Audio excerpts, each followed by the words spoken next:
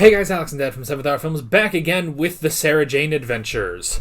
I would say what happened last time, but we watched an entire season last time. So yeah, we are going to be continuing on in our Sarah Jane adventures, and we'll be moving on to season 2, which is about the same length as last season. We'll have some interesting stuff in this season, definitely. But yeah, you got any thoughts just going into season 2? Well, for the most part, I really enjoyed the season. Did have some concerns early on that it was going to be a monster of the week sort of thing, which, again, when it's all confined to one neighborhood, or one suburb of London, that's going to get kind of silly. I like the fact that the dad, Maria's dad, is finally brought in on it. Like you, I seriously don't understand, other than the annoying comic relief of her absent mother. And the last episode was kind of weird with Mr. Smith essentially being hijacked. Yeah. But again, I'd give the whole season, I'd give it a 85, 90%. I enjoyed it, and the other 10% was like, yeah, I think that could have been better done. Yeah. So, season 2 is interesting. I think it will probably iron out a lot of the issues of season 1, and yeah, we're in for some interesting stuff. There's one episode in this season in particular that I think people actually have been waiting for us to get to. So that'll be a little bit later, but we'll get to it. But yeah, I guess that's pretty much it.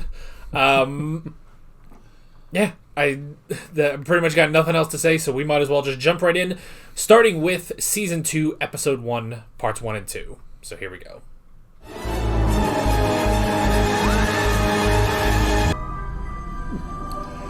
Okay. Oh, it looked like somebody's house. You're going to be an astronomer. She says chemistry is hands-on. Astronomy is just I spy. Well, chemists smell of formaldehyde. Astronomy is science gone rock and biologists tend to smell of well, formaldehyde. Something's definitely got all shook up on Rigel Beta 5. I've never seen anything like this before. This guy looks like Alan Rickman's cousin. Cyclic wave pattern. Ah, the Sontarans. Yeah, what could it be? You're done for, Bane. Known as you're a duke. I have divided your forces. You're outnumbered. You don't stand a What chance. on earth are we playing? With you, Bonaparte. All mouth and short trousers. This is what they play in space. If every aerial phenomenon reported as a UFO was in fact an alien spacecraft, I assure you Earth would be at the center of a solar gridlock backing up to the outer rings of Saturn. It could be my imagination, Mr. Smith, but since your reboot, have you acquired a sense of humour? I will run a diagnostics check immediately. What's going on? Strange lights in the sky, a creepy sounding village, and a radio telescope. Fancy a ride into the country? Better catch you while I can.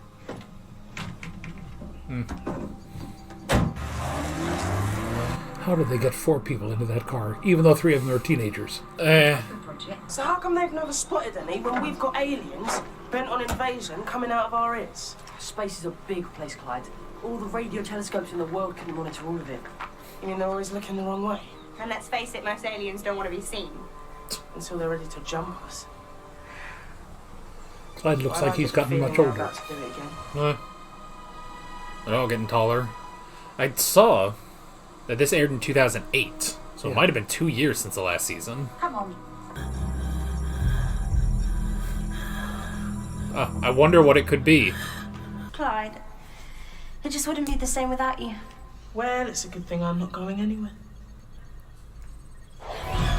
Maria, quit saying ominous things. I couldn't see it. It's like it was there and it wasn't. Like it was invisible. It's got my dad. It must have. Look, don't worry, okay? We'll go and find him. It'll be alright. Come on. Oh, yeah. Mysterious stuff in the woods. Send the kids out. No there you one's go. going into those woods until I know what we're dealing with. Have a look around the observatory buildings, but don't go into the woods. Received and understood. and ignored. Probably. Oh, she meant all the way in. We'll just have to nose round the edges, that's all. No. Good grief.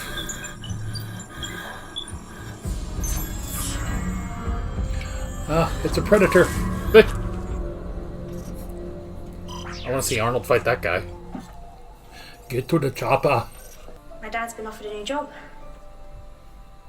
In America. In America. Oh. America? Yeah, you apply for this place in London, then out of the blue they offered him a job at the head office in Washington. Jeez. Well, that's excellent news. Nothing stays the same forever. If there's anything I've learned in my life, it's that. People always move on. Why are you being like this? I don't want to leave you. Oh, the same, you must. Please don't. I'm sorry. No need to be sorry, Maria. I'm sure you'll have a wonderful life in America. In America. Well, that's kind of cold. America? If we go, Maria has a lot more to give up than I do. And my little girl will be on the other side of the world. Oh no. I hate woods. City is civilization. This is the land that time forgot.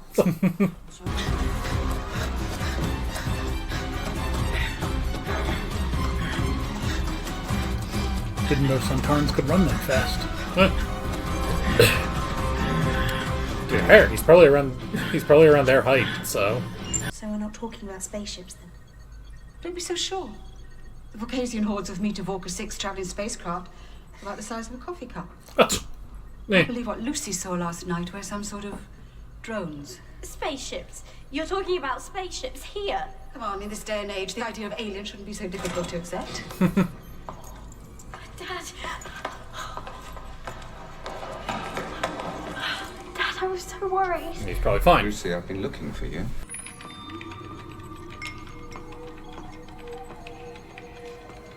Perpetual Made motion. you a coffee, Dad. What is it? We have to get out of here right now. Back to the car, quickly. What is it, Sarah Jane? This is too big for us. We can't handle this. I have to contact UNIT. Sontarans are brutal killers. That was her first Those episode. Sontarans It was a here, we are in Sontaran. trouble, very big trouble. They only ever have one thing on their minds: conquest. Sontar! Ha!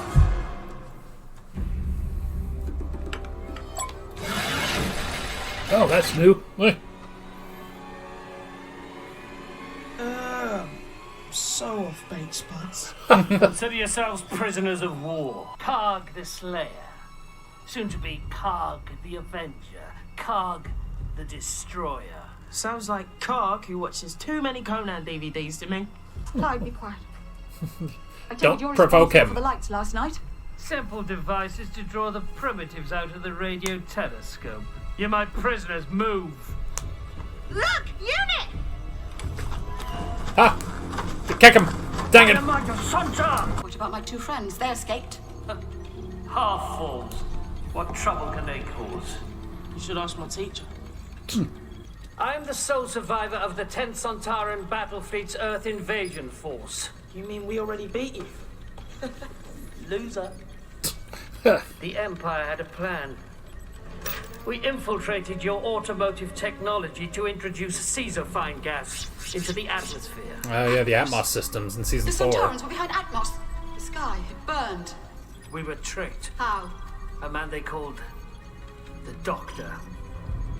Of course. I bet that must be quite annoying.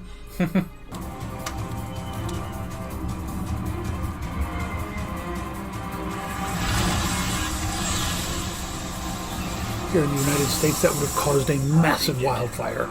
Yeah. It's not gonna happen. We've seen off all sorts of aliens. No way is Earth gonna go down to the bait spud from outer space. The countdown will give me time to expand it with the experiments I shall perform on you.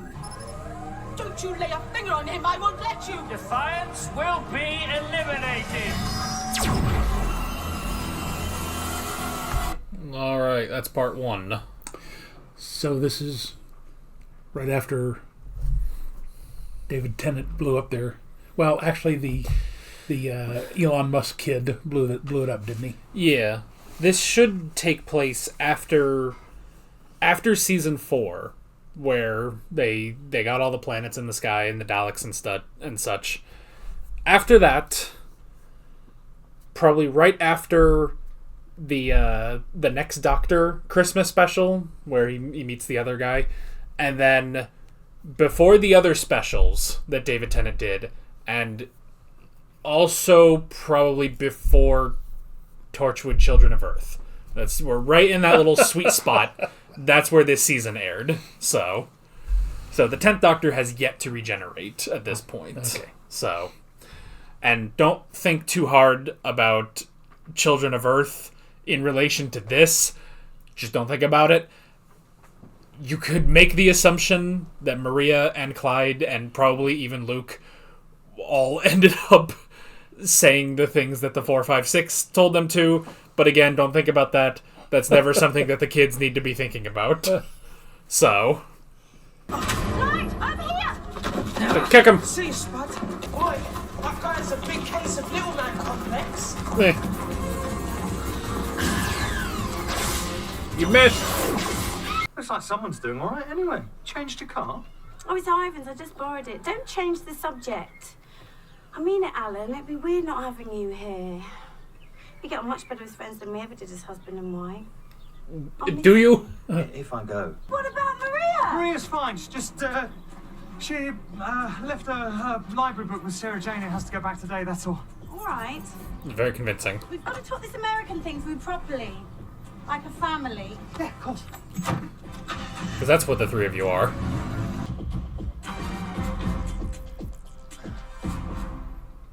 Say it. Mr. Smith. Say it. I need you. But can they be beaten? They must have a weakness. Sontarans do not eat food. Eh. They intake pure energy by means of a probing vent at the base of their skull. This point is their sole weakness. What on earth is going on? Chrissy. Mum? What are you doing there? I think I get first dibs on the questions. Alan, what's going on? Yeah, Maria, I'm aliens. Call you back. A role-playing game? It's an internet thing, only some of it's in the real world. Yeah. Looking for clues. Oh. Why didn't you charge it? I'm gonna miss you so much. And Sarah Jane and Clyde. But none of that matters if we don't stop Karg. Please, Luke, you have to make this gas. It'll be okay. You'll invest in Skype. Hey, Bilbo! Over here. By Santa, I will crush you with my bare hands, bite size. This is what drives the dish. Lucy says there's a central control system transponder. All we've got to do is take it out. Doesn't that Reverse sound the a bit too polarity. easy? Yeah. Well, the hard part's finding it. 6. That's it. 6. Sontarans have 3 fingers on each hand. What? We use the decimal system. We have 10 fingers. That's it. That was a good point. Crack the code.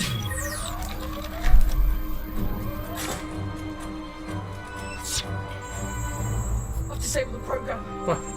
And with like 3 minutes to spare, that's great. Move away from the we will have victory over all.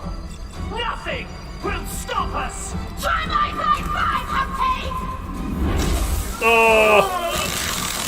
Good shot. Oh.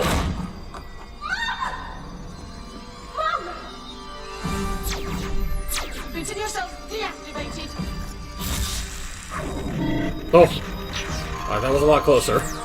What I would like to know is how Chrissy knew what to hit a Sontaran. I suppose it can wait. She's coming round. Quickly, the knockout gas, give it to me. Knock her out. Can get Mum home This before will she just be a comes round. weird I'm dream. convinced that none of this ever happened. She banged her head, had a bad dream, anything. Your mum would have saved the world. She won't have a clue. Believe me, it's better this way. We'd never hear the end of it. What on earth is that? Don't worry, Professor. Commander Karg has been decommissioned. Yeah. I learned a long time ago that if you're missing somebody, just look up at the night sky. Sometimes for all its size, the universe isn't such a big place after all.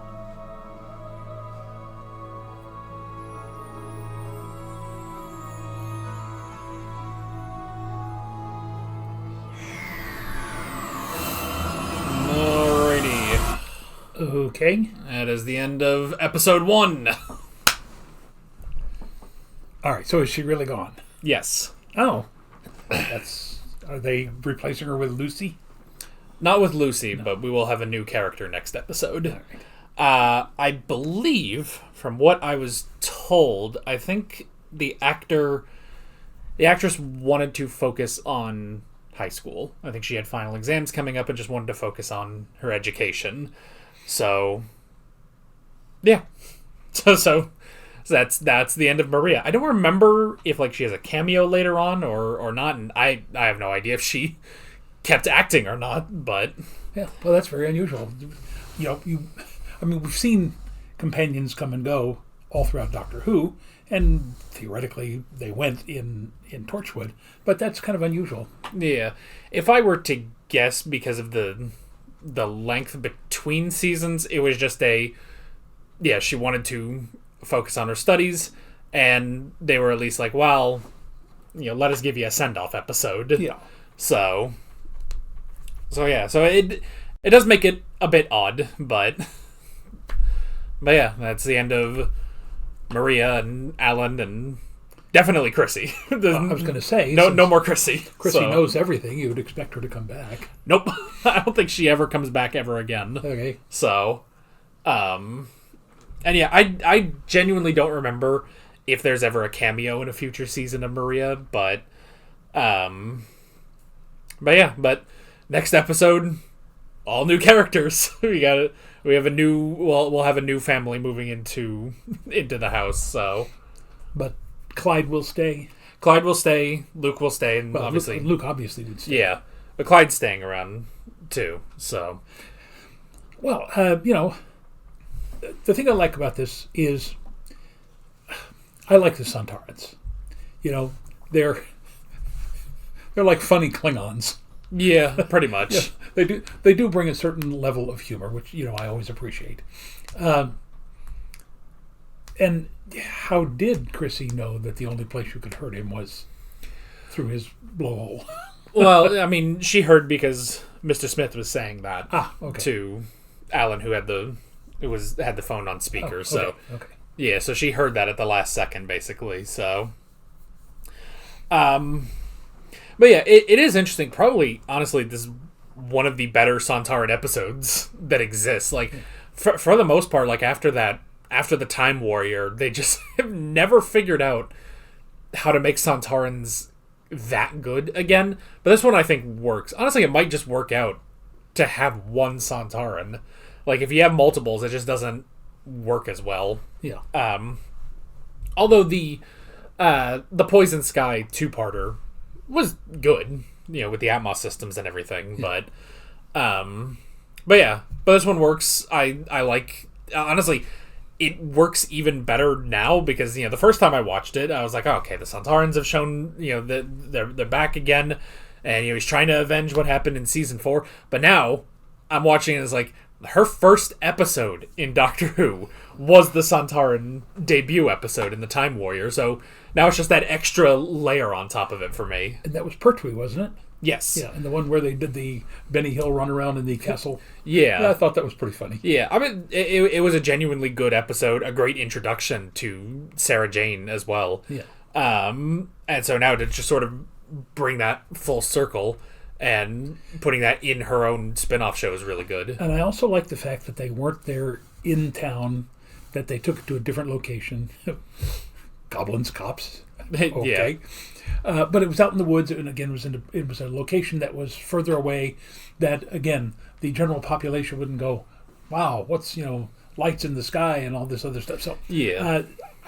I think that works better because the premise from the very beginning is, if this is all going to be, Monster of the Week in a certain location, the authorities at some point are going to go, oh, so this then, and be sending the bobbies out and, beating Sontarans with a club. It is very much now. I mean, I'm sure it's that they probably got a bit more budget for this season. Not the first one was successful, and so now they can go shoot on location more often. But if anything, now it just makes it more and more like those old Third Doctor episodes, which ironically ironically, those weren't the episodes that Sarah Jane was in, because by the time she showed up, they were traveling through time and space again. It's more like the old Third Doctor episodes with Unit and Joe and Liz, and just going out into England because he can't go out into time and space. So, but I think that really works, and obviously Sarah Jane is a very good stand-in now for the Doctor. So, and it's also nice that it's a good tie-in, because I mean, pretty much any kids watching the Sarah Jane Adventures probably were also watching Doctor Who. I don't imagine anyone would pick up this show with no knowledge of Doctor Who whatsoever. So it's a good tie-in, because now it's like, well, now you're even more rewarded for watching Doctor Who. You see everything with the Sontaran two-parter, and now you get to see more of that and how that ties into this. So honestly, that works out probably even better than Torchwood, because Doctor Who really didn't affect Torchwood that much, whereas it does affect the Sarah Jane Adventures more. So,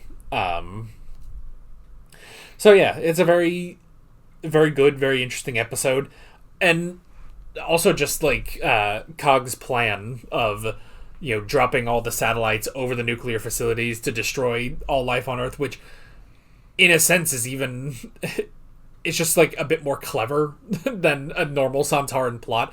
I guess with the Poison Sky two-parter, the whole point of that was they wanted to terraform Earth into a new Sontaran breeding facility, basically, so they could create more soldiers, but then the Doctor and Unit stopped him. So this one is just a straight, he's just going to destroy the world. And it's like, that's nice and simple, so it works out. And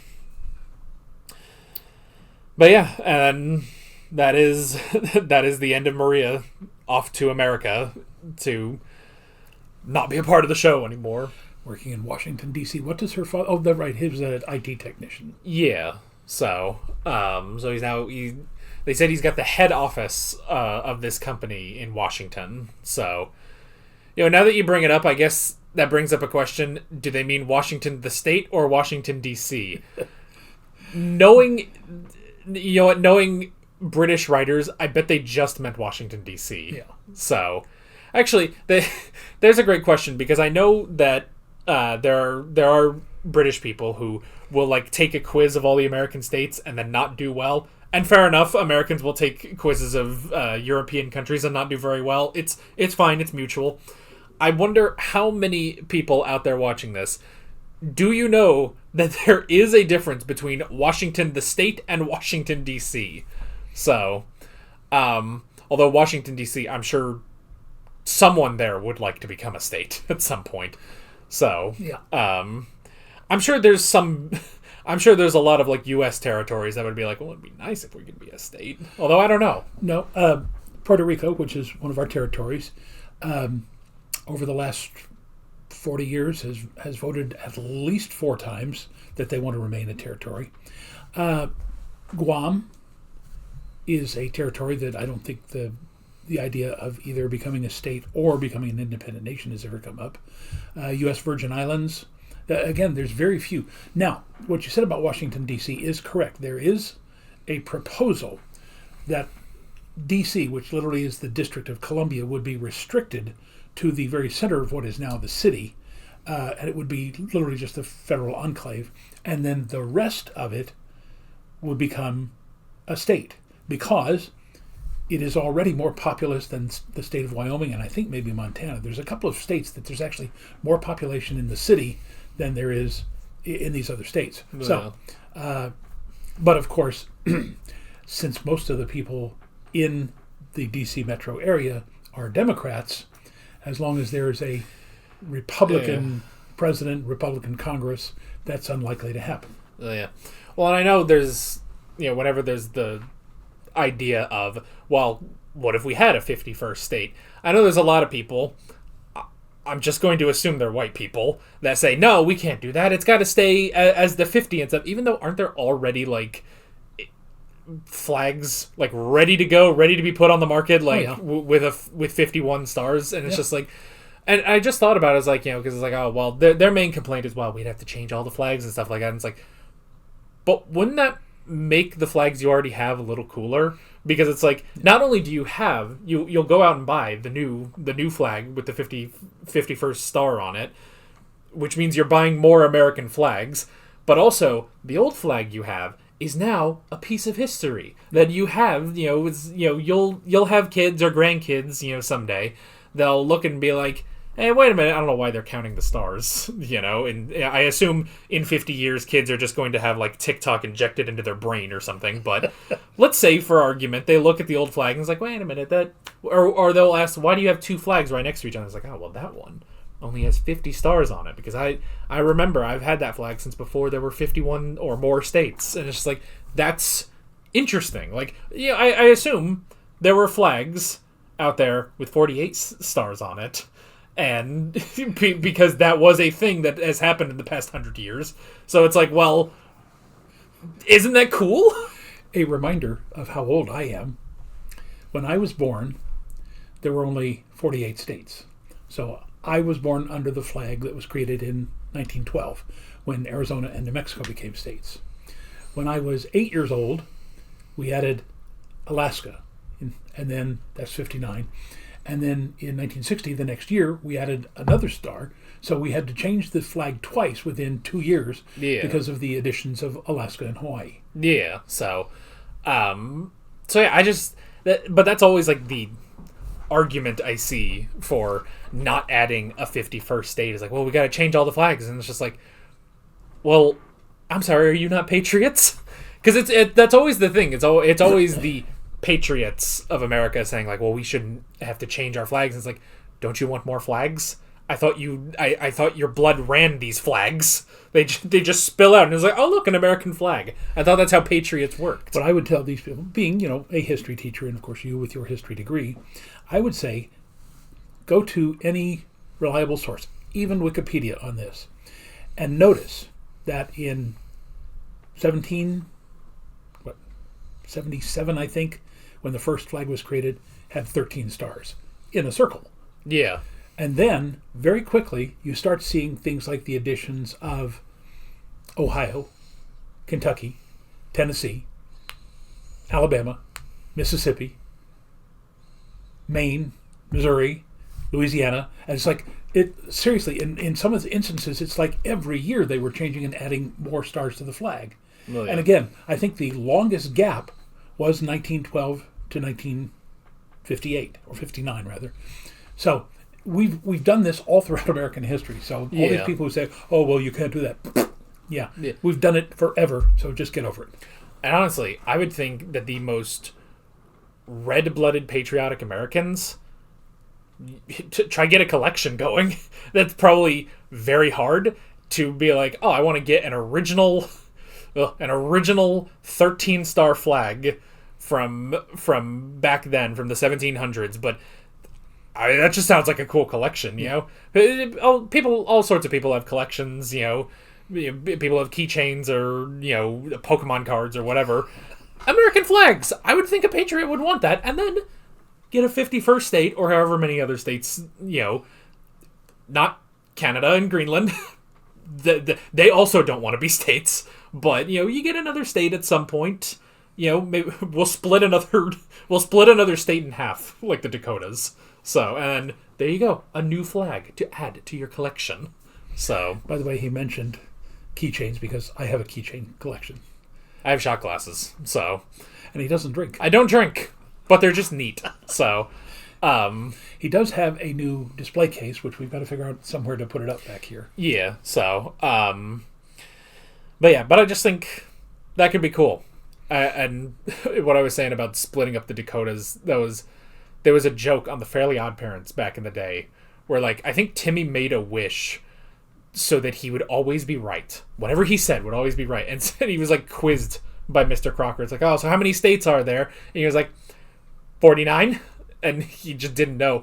And it's like, nah, you're wrong. It's 50. There's just an announcement like over the intercom at their school. It's like, oh, well, the two Dakotas North and South Dakota have finally reconciled their differences and have become one big Dakota. And just the map, they just look at a map and it just morphs into one state and the star falls off the flag. And it's like, that's the stupidest. I don't remember any context of the rest of that episode, but anyway, I don't know. We could probably split, I don't know, what would be a good state to split in half? Split Texas in half, that'd be funny, but I don't think they want to. No, they don't. Nobody wants to split in half, but... Here's the thing. If I recall... Now, again, this may be apocryphal, but if I understand correctly, of course, Texas was the Republic of Texas for 9 years before it became a state. And I think it's either in their state constitution or in their articles of becoming a United States state that they reserve the right in the future to break Texas up into 5 separate states. Because, although it had a very small population at that time, it was the largest state until Alaska entered the Union. So, somewhere along the line, they could conceivably do that. Now, you would think they'd want to do that now because if they broke that up, then they would have literally control of Congress because all of those various states would then get 2 new senators. The problem is with that, 2 of the largest of those states, the one that would center around Houston and the one that would center around Dallas and Fort Worth, would become Democratic states because that's where literally all the Democrats in Texas live. And then Northeast Texas and Far West Texas, the 3 other states in the Panhandle, would become Republicans, but they have a very small population. So, I occasionally hear some conservatives on Twitter that are like, we need to split California from those dang liberals in the cities from the real Californians in the country. And it's just like, the city like Los Angeles, one of the biggest cities, is it not the second biggest city in the country? It's like this is where those cities are, where Californians are. Orange County, I think it's Orange County. I can't remember. Whatever county Los Angeles is in, there are more people living in just that county than in like 18 to 20 of the other states combined. Yeah, so it's... I mean, that's the thing with those cities. I wonder how LA would rank among like the biggest cities in the world. I know Tokyo is the biggest city in the world, but I don't know. Honestly, that's all I know. I have no idea where, like, I assume New York has to rank pretty high, but I don't know exactly. It probably ranks number 2. No, I think it's either Jakarta, Indonesia, or Mexico City. That makes sense. So I think New York City and Los Angeles are in the top 10, probably in the top 5. Yeah. But yeah, and of course, when you talk about largest cities, you're talking about the metropolitan areas. Yeah. Because New York City, if you took just the 5 boroughs, yes, it has a large population, but it's also the other areas that are essentially considered part of the city of New York. Yeah, so... But it still can't beat Tokyo. No. Tokyo. Well, especially in Tokyo, everyone's leaving the rural parts of Japan anyway. They're facing a serious population decline in rural Japan, and they're all going for especially Tokyo. Anyway, no more Maria. I think we've been talking for 20 minutes not about this episode. Yeah. So, but it's fun, and looking forward to seeing whoever replaces her. Yeah. So that's that, and we will meet you at the next episode. All right. Bye.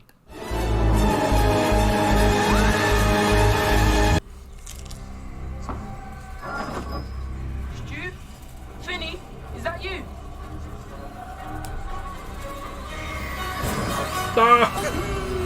It's a clown! Hey, the clown. We have the presidency of one. How's everything back home? That's our class. Oh, I start today. And you run into me. Now that's what I call a star. Yeah, like starting the 100 metres in the Olympics and tripping over your laces. This is Clyde. He thinks he's cool. I'm Luke. Who isn't? Ronnie. My family just moved into Bannerman Road. Bannerman Road? Man. Of course. Where else? Oh, you just got a nice, normal girl. Did you just see that? See what? Never mind. Come on, I'd better not be late. See, you don't find the universe finds you. The football team and today has it's been knocked clowns. out of the Inter-Schools Challenge by West Hill after a 4-0 mauling last night. All right, settle down. So, we'll be looking for better My news in the junior high National school Schools American Science team Challenge. played an actual Anybody British who wants to team. sign up for the team should see us where to go. 15-0. I'll be We never expecting even to got see close your to their goal. That's enough! Silence, a lot of you. This is a classroom, not the home end at Stamford Bridge. Class, this is Mr. Chandra, our new head.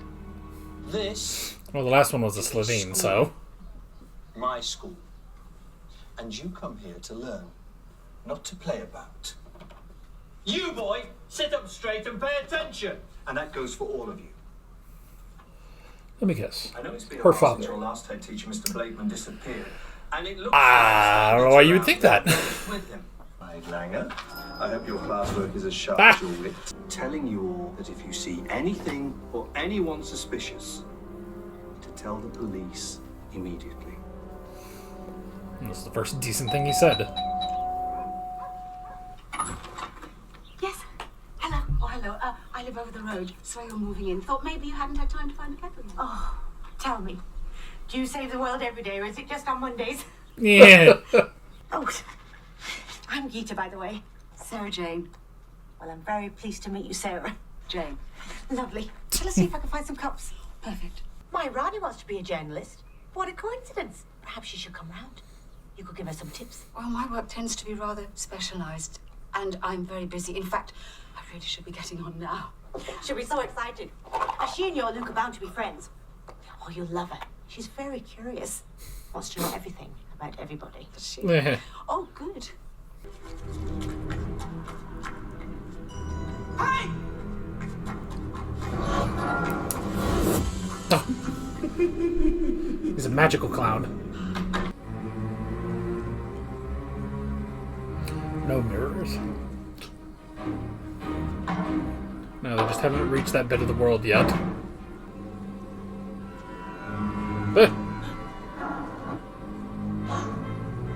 What are you? All I wanted to do is give you a balloon. Oh. So, you think we should tell Mum? What do you think? Mr. Chandra's called the police, but they're not exactly going to be looking for a clown that comes at you out of a mirror, are they? You didn't tell him that part, did you? What am I? Mr. Thickon from Fixville? Of course I didn't. But we know aliens have nabbed kids before. Do you remember, Kulak? Yes, aliens. That was a clown. Alien clowns. Just as a clown. Ah, yes. You were spared the indignity of ever having to wear a uniform to school.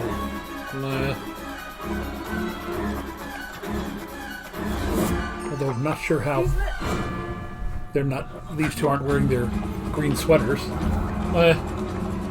Maybe it's the summer. Don't know why. Just don't. Ah! Look, Ronnie, whatever this clown thing is, I think we should leave it to the police, don't you? We don't even believe it exists, you know that. That's right. There's nothing to do with that. Okay, so she's Ronnie, not the Ronnie. Yeah, not to be confused. Ronnie, how was your first day at school? Did your dad go all Captain Bligh again? I do not go, Captain Bligh. Yeah, just a bit. This is Luke and Clyde. Luke Smith. Pleased to meet you. Oh, Luke Smith. he's my son. I'm Sarah Jane Smith. I've been looking at his results for the past year. Very, very impressive. Remarkable, in fact. Yes, well, he's... If it's an alien taking these kids, a clown disguise isn't exactly low profile, is it? But it might know that kids are supposed to like clowns. Personally, they always gave me nightmares. Chromophobia. It's the fear of clowns. Johnny Depp has it. What encyclopedia Poor did Johnny you Depp. find that in? Before that, you can help me move the bed. Those removal men didn't listen to a word I said. And they got out alive. Come on, I'll show you.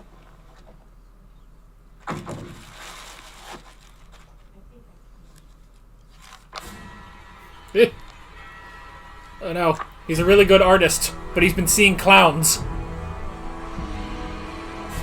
Ah! Ah! Kick him! My dad says journalists are scum. They're like crows picking up roadkill. Well, I guess thanks. he only buys a newspaper to look at the pictures then. Oh. Now, Yeah. in British newspapers, they have scantily clad women on certain pages. I've been acting strangely recently. Welcome to the Circus of Horrors. You know, Clyde, occasionally your sense of humour really leaves something to be desired. You said I was joking. Are you alright? Clowns make my skin crawl. Come on. Be ready with that unit training.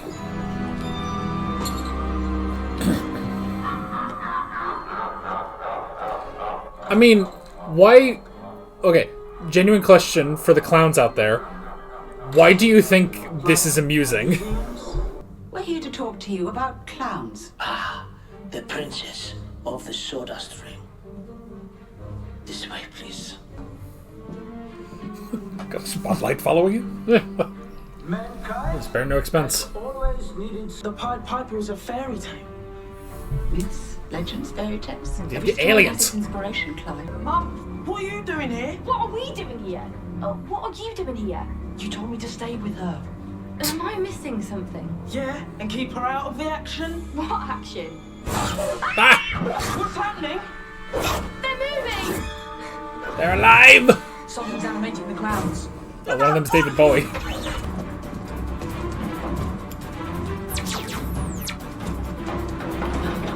Oh man, it doesn't work on wood. Who am I?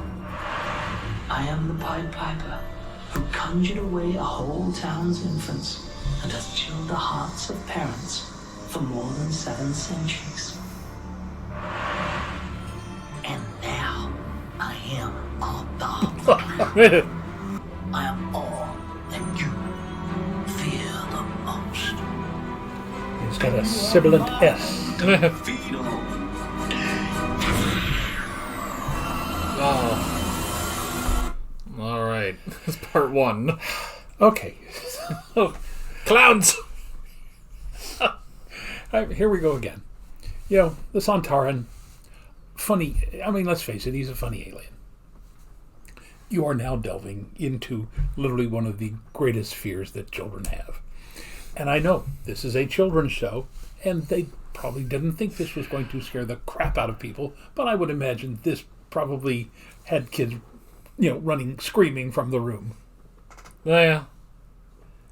See, there's a part of me that's like, I kind of wish this was a Torchwood episode to watch Jack and Gwen and Yanto all just unloading guns on these clowns.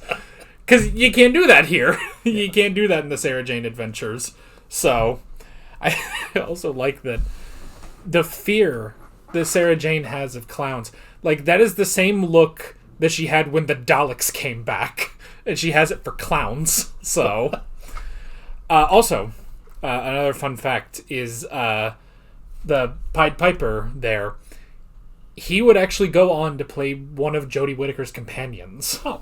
If you remember the old man in the episode that we watched, Yeah. Graham, it's the same actor. Oh. So, well, I thought I recognized him, but I wouldn't have recognized him from that. Yeah, so when we get to those seasons, then I'll bring it up again, so. But there was a germ there that I thought was something that Sarah Jane's Adventures could latch onto other than aliens, and that is every myth, every story has a grain of truth in it, and we don't have to have Sontarans and Daleks and people from other planets and other galaxies. There's plenty of weird stuff here on Earth. I mean, if you go back through, the druids and the fairies and the pixies and the werewolves and the vampires, all those, they don't have to be aliens. They can be earthbound creatures. Oh, yeah. The mummy, I mean, that's an actual real thing. They actually did mummify. So I think that would have been a better use of the theme of this rather than having to deal with, Alien of the Week. Yeah, I mean, it's entirely possible that he's not an alien. I mean, he said he's lived on Earth for 7 centuries, stealing kids and whatnot, but I mean, we don't really know. We assume he's of alien origin, but we don't know. I mean, it's the thing with Doctor Who in general that it's like, well, most of the time they're not going to delve into something strictly supernatural. So yeah, it's like if they're going to do this, he probably is an alien, but he is still the Pied Piper. He's still the myth that exists. So Don't let him touch you! Oh. Hit him with it. You are. Get away from her! Ah. I'm not scared of you. Quick, we're out! Come on! Run! He's frozen! Oh. The phone's electromagnetic wave must have temporarily interfered with Spellman's energies. They must have a similar frequency, but it won't last. Oh, good to know. Tell me what's going on. Ronnie, there is a time and a place for an interview, and being chased by a clown from outer space is most definitely not it. The meteorite is currently on loan for scientific research from the University of Munich to the UK. Do you mean it's here? And he came with it. Perhaps if I were able to analyze a fragment, I could provide some information on the energy sample. Of course. Where is it? The Pharos Institute. Oh, great. Well, maybe they're nice. The Slovene aren't there. Why did they see you? Oh, jeez. Were you a ninja? Bob. They always seem to be watching me. Then one night, there was the most tremendous thunderstorm.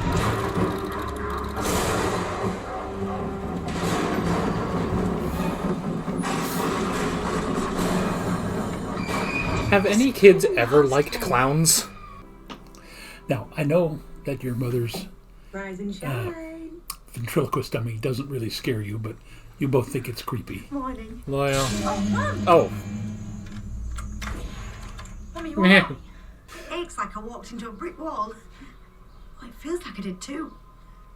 Maybe you've been overdoing it. Yeah. Yes, boss. Yeah, it's probably that. I thought Sarah Jane said only things that come to harm you. Eh. Oh, wow. That's convenient. I've never seen the sonic screwdriver do What that. are you doing, Miss Smith? Kick him. Suppose I am beyond understanding. And why does he have a southern accent all of a sudden? That's how he blended in America. Aunt's clown really did come to life. Punch him. In his big red nose. No. Don't get the balloons. The balloon, it's odd, Bobby's here. What's going on? You'll float too.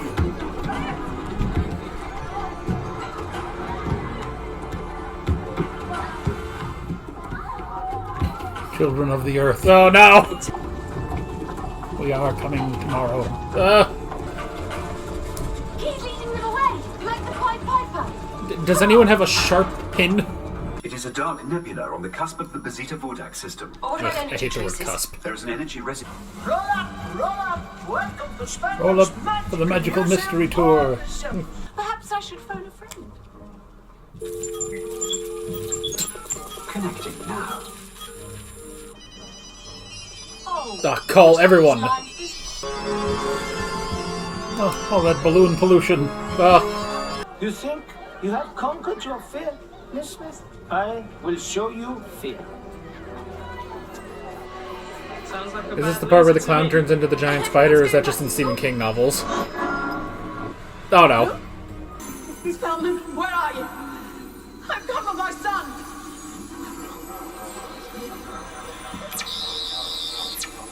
Punch them. Take their heads off. If you're looking at getting fat on my fear, you're looking at a low-cal lunch. Another frightened mother? Yes. You have a ticket, Clyde Lemon. You keep away from him. What do you call a sheep with no legs? A cloud. Police station toilet stolen. The cops have nothing to go on. What do you call a fish with no eyes? A magician. He's driving down the road and he turns into his house. What is this? Come on, folks. How about a It's the little bit opposite of of audience fear. participation? What's invisible and smells like carrots? Rabbit farts. Always been attached to it, but you were strong enough to resist its pull. But not anymore, Mr. Spellman. The nightmare is over.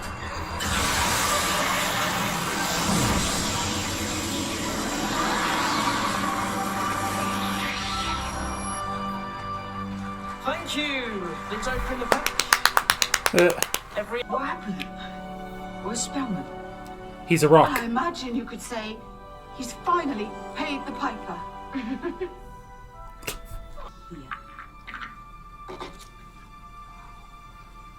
How can I test steel? Nothing can get through it. Not even thoughts. Nope, go throw that in the black hole that K9 is guarding. I was about to say. Look at me with my new head teacher cooking me tea. The universe really is a surprising place. Yeah. Yes. It really is.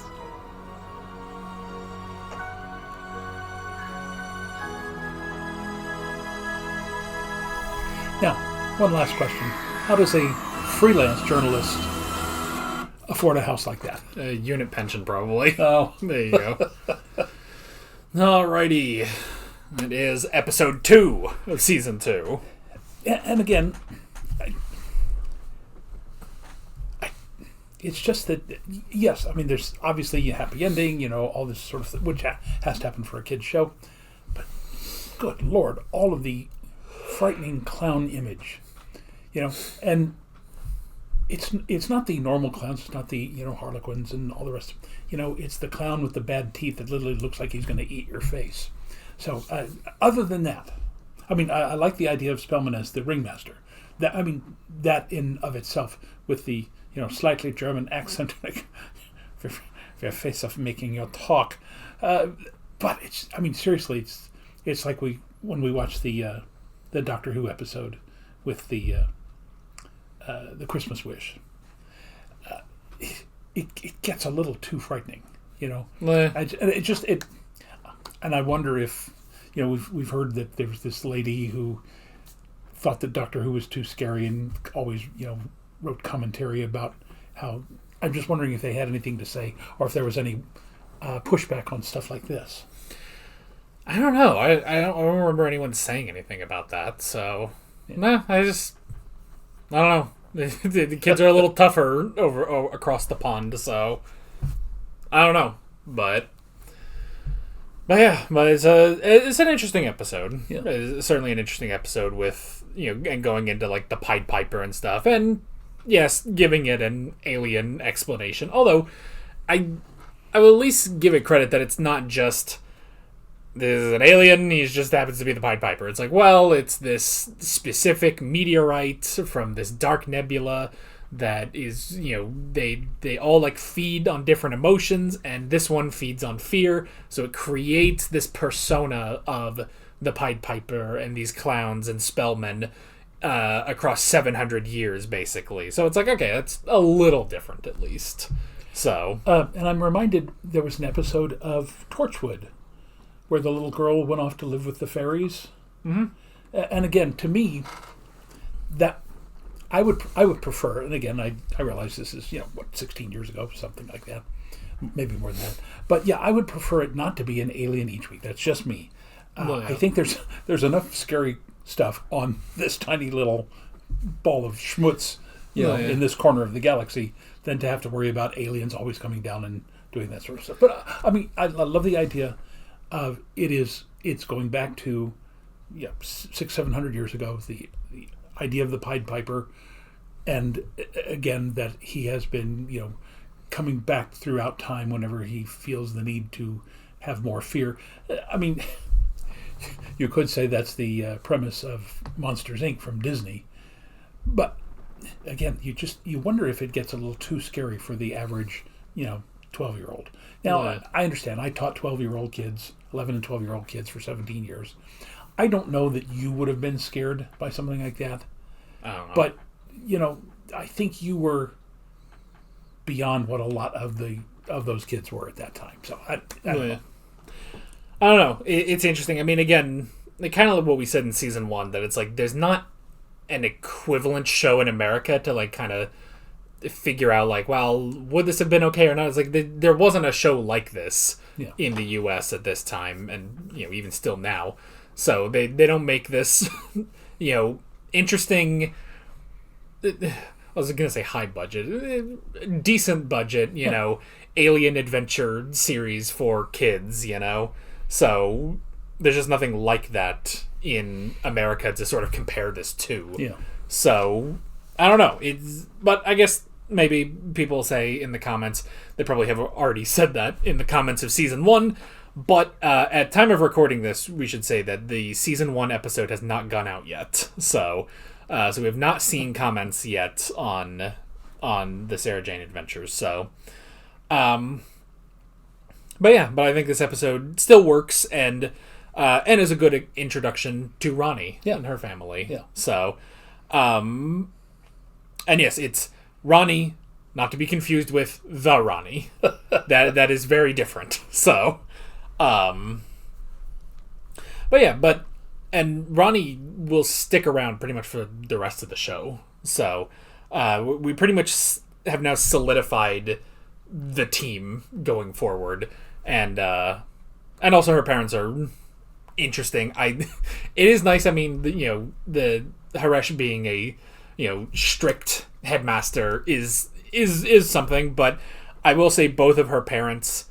I liked Alan, but with Alan came Chrissy, and that was so bad. Both of Ronnie's parents are very good. So, and I like the addition of it's a different culture. There are a lot of immigrants in England, just as there are in the United States, and it's kind of nice to see, you got a very diversified cast, especially the 3 young kids. Yeah. So,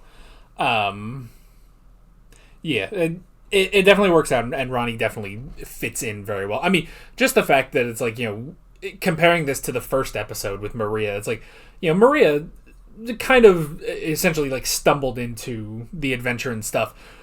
Ronnie just from the get-go, they're like, okay, we need a new girl. How do we get her in? It's like, she already wants to be a journalist. She's curious about everything. Just, it's just like the worst possible thing because Sarah Jane doesn't want to involve anyone else. But it's just like, no, not only is she going to get involved with this, she would have gotten involved faster than Clyde or Maria or anybody else who could have been there. So yeah.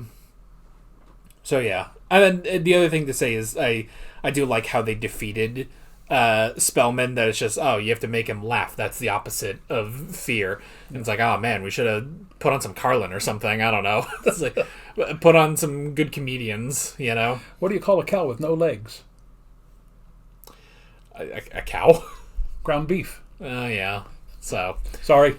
I remember I did, I took like a speech class in college, and I did a speech about comedy. I don't remember any of it except one joke, because I was also talking about anti-humor, which I guess that's also kind of anti-humor.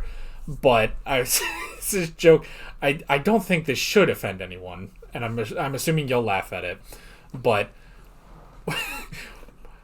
which is a great setup. What's worse than a worm in your apple? I know the answer to this, but go ahead. It's the Holocaust.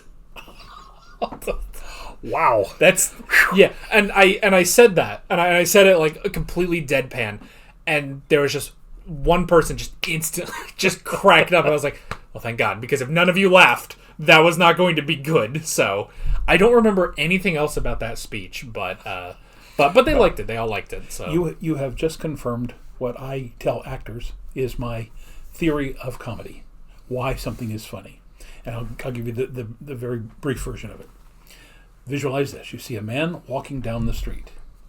There's a banana peel on the sidewalk. The man steps on the banana peel, slips and falls down. That's not funny because you expect it. Yeah. So, visualize this. Man is walking down the street. There's a banana peel. The man sees the banana peel, steps over it, and falls straight down an open manhole. Yeah. That's funny because you're not expecting it. Yeah. All right, so there you go. I was thinking, like, he sees it, he walks around it, he's feeling all proud of himself, and immediately hits his head on a light post or something. Yes, that would also be funny. Yeah. But again, it's got to be, you have to set your audience up to go one way and then come at them with another one. Yeah. So, that's just classic slapstick. Yeah. We need more slapstick in the world. It's a dying art, I feel like, and because I will say some of the best slapstick in the world is like every episode of Tom and Jerry. It's always so amazing, and it's like they just don't make those anymore. And it's like, man, every 10 years or so they try to bring Tom and Jerry back, and it never works. It just never, especially I don't know how many. Probably none. I don't know how many Tom and Jerry movies you have seen, None of them are frankly that good. The first one is especially egregious because they have Tom and Jerry start talking, and it's just like, no, don't do that. The whole thing, if you can just do like 90 minutes of straight slapstick, it could work. But they always put in like weird plot lines and stuff. They've also done like crossover movies. They've done Tom and Jerry Meet the Wizard of Oz, which is the entirety of the Wizard of Oz plotline, reanimated, with Dorothy and the Scarecrow and going down the yellow brick road, but also Tom and Jerry are there. And somehow the Wizard of Oz still happens. They also did Tom and Jerry and Willy Wonka and the Chocolate Factory, which is a bad remake of the 80s movie, but also Tom and Jerry are there. It's not good, and it's weird. Like, the animation's also really weird in that, and it's just... It's so weird. They don't know what to do with Tom and Jerry anymore. And honestly, in this day and age, I think you could just get away. It's funny to think about, with movie theaters dying and people don't want to go see movies and stuff. I would go see a movie if it was just 90 minutes of slapstick, nothing else. Yeah. So, well, I will say this, that in 2026 there is now a culture of grievance. For example, back in the late 50s, 60s, and even into the early 70s, one of the great slapstick things was somebody who is, very pompous and very overbearing gets a pie in the face. Oh, yeah. Today, you'd be arrested for assault. Yeah, so it's still funny. Yeah, except to the person that it happens to. I mean, it can at least work in a cartoon, where it's you don't have that. But yeah, well, it's like the. We were talking about the Doctor, the Widow, and the Wardrobe episode. We just recorded that earlier, and they say it's like, well, how did Madge meet her husband? It's like, well, he followed her home, and he said he'd keep following her home every day until she married him. And it's like, boy, that's something you can really only get away with back then. If you do that now, that takes on a really different tone and meaning. Yeah. So, yeah, But anyway, yeah, bring back slapstick. I mean, and you can do, well, I guess if you did like live action slapstick, like I guess a Three Stooges kind of thing, if you did that now, the problem is how many people would recreate slapstick moments on TikTok, and then yes, that would be assault, and there's conveniently video evidence of you putting that on TikTok, and that is considered assault. That is a problem. Stick to the cartoons. Let's do cartoon slapstick. Yeah. And then nobody will have a problem with that. So, anyway, Sarah Jane, what were we saying? Nothing. Anyway. Do we ever say anything? Yeah. Let's move on to the next episode. All right, here we go. Will I find another job? Yes. Saturn signifies a new occupation in communications. I see a call center. With better money. Jupiter, the you see a call center in the sky? Is traversing. I won't take your money because I was just making it all up. There's no power in the stars. I mean, not like that. Please, I can't take the money. But I failed in everything I tried all my life. And I end up like this, a con artist. You could be a politician. Nah.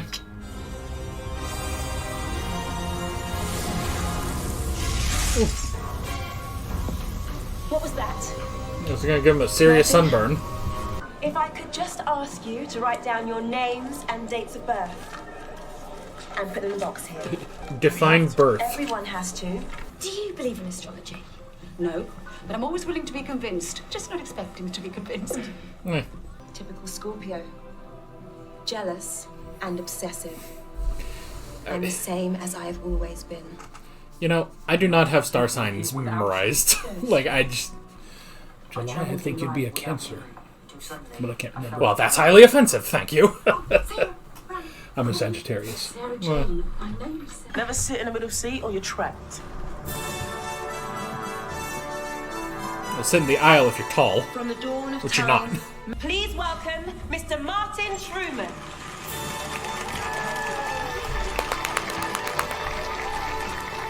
Thank you. How nice I to never see liked you all. three-button suits. Welcome. Oh, thank you for coming. Ladies, couple of golden girls here. He's a bit milky, isn't he? Cheesy. For the 100th time, the word is cheesy. No. This man is milky. You've just gone back to college? Yes, that's true. She's a plant. The vegetable life form. It means he knows her. He's planted her in the audience. Virgo. I think you're She looks studying genuine to history me. and sociology. Yes. She could be a good Try actor. somebody else. A Taurus man. Someone very calm and reliable. Is it your dad? A teacher? It's my husband. He's here. And you prayed that your time with him would never, never end. But then suddenly, he left you. I knew there was a bloke somewhere. What did I say? Broken heart. He's upsetting her. A scientist? No, a doctor. The doctor. Hello, Sarah Jane. Right.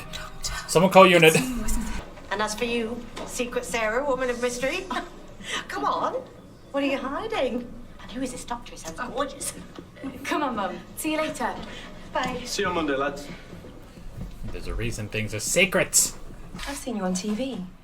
Paranormal Planet on the Psychic Channel. I know it's a bit short notice, but I'd really love you to step in as our guest. Of course, that would be wonderful. Oh, great. You're a lifesaver. Yes. Well, I want to get my message across to as many people as possible. What a wonderful surprise. And everyone watches the Psychic Channel.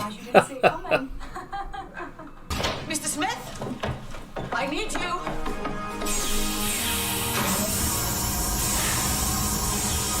This gets a bit old. I'm sorry to hear that. What can I do for you? Well, I mean, Mr. Smith is fine, but the... Primitive cultures across the universe charted the patterns of the stars. This is the zodiac of the planet Ventiplex, for example. And this is the zodiac of Draconia. There's astrology. Draconians. Cultures of other planets. They got better. A similar system operates in the culture of almost every inhabited planet. So it's everywhere. That's the one. I mean, before you invent entertainment, what else are you going to do? Look at the stars. Rule of journalism. Oh, I've done some research, and up until about 2 months ago, you led a pretty quiet life. Oh, no, Miss Smith. I made a lot of noise, but nobody ever listened.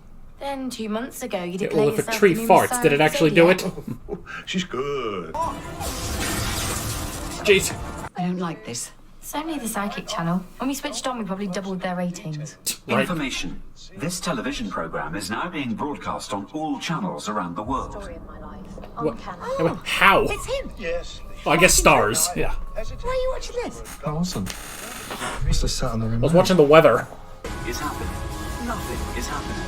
Nothing is It's the dawning of a new age. is happening. The dawning of the age of Aquarius. This reborn.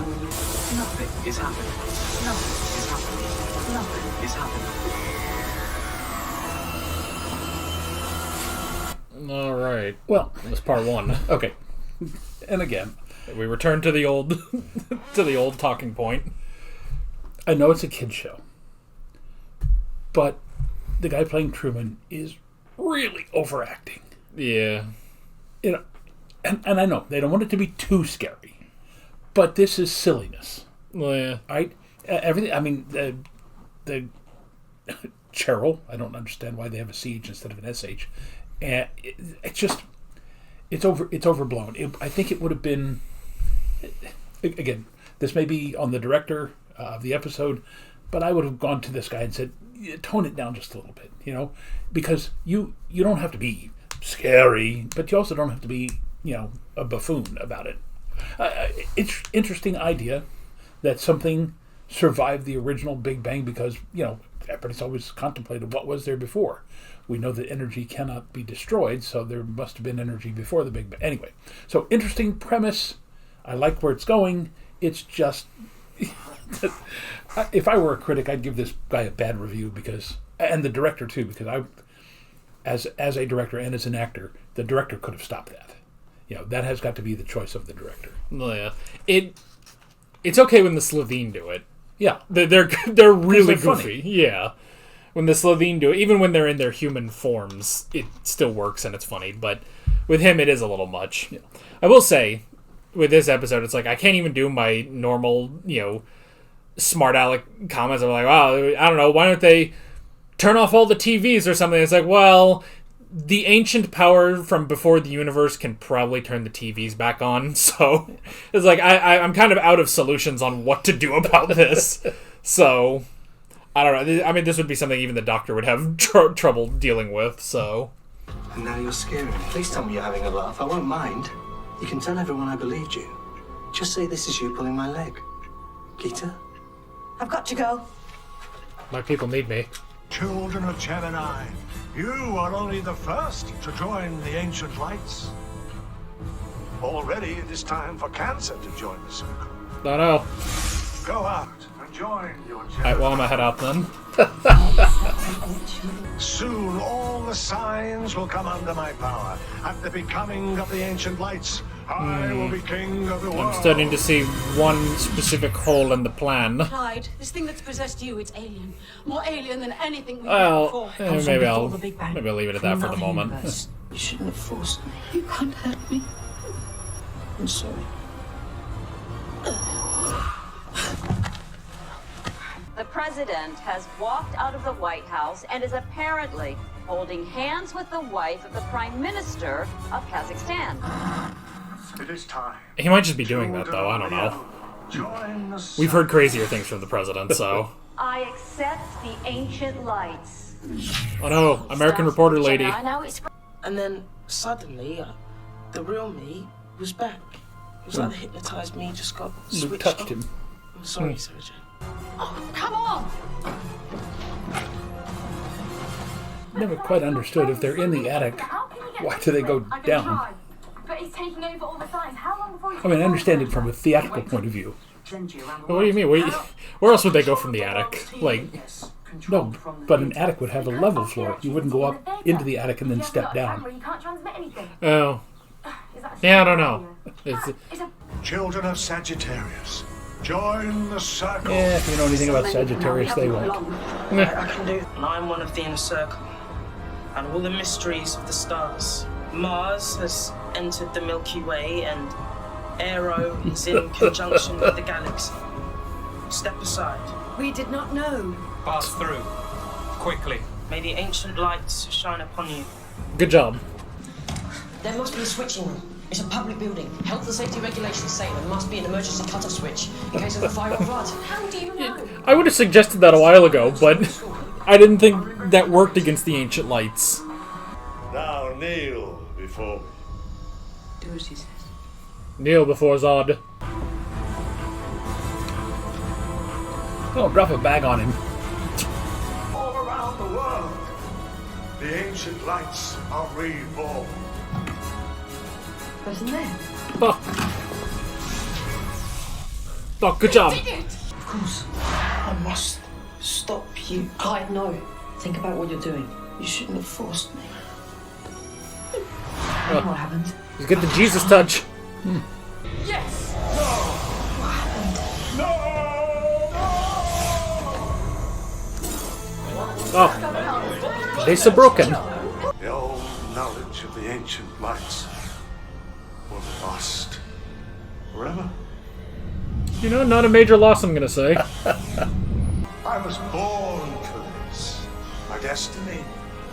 It is There's nothing your left for me destiny. here. He's gone to Vormir, keeper of the Soul Stone. Best part of being in this team? Running away afterwards. Better Scooby-Doo it. Oh, no. What is it? Trim's nicked my mobile. I've got no mobile. I'm nobody. I'm no one. I don't exist. Just go to the store, man. Today, you being different saved the world. Again. Why don't we celebrate this day then? That's a great idea. Every year, this could be my special day. Deal. Can I have presents? Oh, whatever you want. Plus cards, cakes, lots and lots of attention, and a party. Oh, how about a party? Alrighty. It's like nothing ever happened. Well, for me, I thought there was a germ of a good story there, which I think went in the totally wrong direction.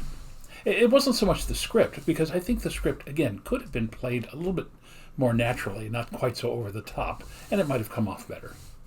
But yeah, I mean, the idea of astrology coming from another universe and yada yada, that all sounds very good. I mean, they could have used that in Doctor Who. They could have used that in Torchwood. Loyal.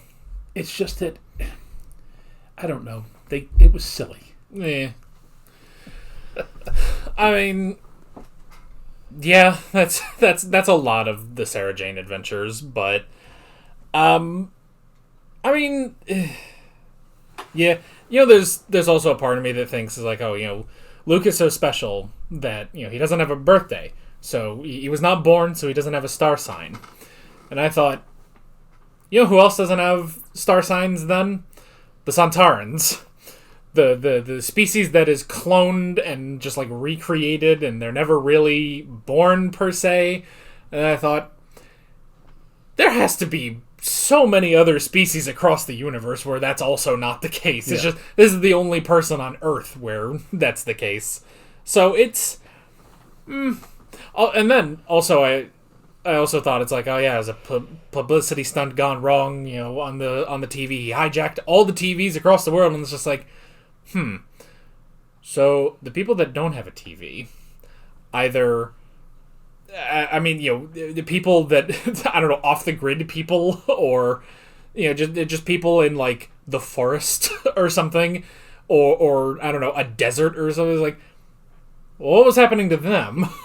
And again, we're being way too critical on this. Yeah. But if they're broadcasting from London, which is Greenwich Mean Time, half the planet's asleep. That means that somewhere on the other side of the world, in all the Pacific Islands, nobody's awake. Yeah. They're all asleep. And even if their televisions come on, they were not likely to get up and go watch them. So, I mean, again, germ of an idea. Great idea. It just went silly.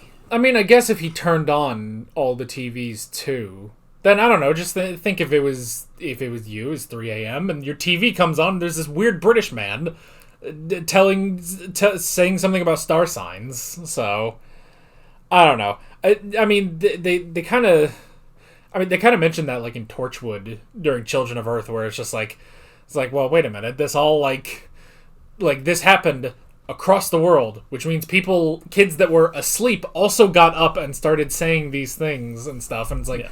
And then they figured out that it had to all be timed to Britain specifically, but yeah, it's strange. It definitely, I don't remember this being this episode being such a world encompassing story. Yeah. And then at the end, where it's just like, well, it was a publicity stunt, a hypnotizing thing on TV. And they say, it's like, well, many foreign powers are demanding to know how this all happened. And then they just turn the TV off. It's like, what? Back to normal. And it's like, okay, this will never be brought up again. So, and minor footnote right there at the end. The missing word "and." Here in the United States, we have a product we call macaroni and cheese. Yeah. Because the implication of macaroni cheese is a cheese made of macaroni instead of pasta with a cheese sauce on it. So when I first heard that, I went, wait, do they really call it just macaroni cheese? So, I mean, no disrespect. Yeah, it's just kind of interesting. Weird. Yeah. Of course, they would then say what we count as cheese doesn't count as cheese. I remember I saw someone say that in America, cheese is more of a concept than an actual thing. Yes, well, one of your favorite cheeses, the American cheese that you eat on your sandwiches and everything else, is by definition, by the law in the United States, called pasteurized processed cheese food. Yeah. It's not cheese the way we understand cheese. Now, you have eaten real cheese before. You just happen to prefer it because it's more convenient that way. Well, yeah. But yeah, there's all sorts of different kinds of cheeses. The cheese that you tend to put on your nachos and things like that tends to be shredded real cheese. It's not processed.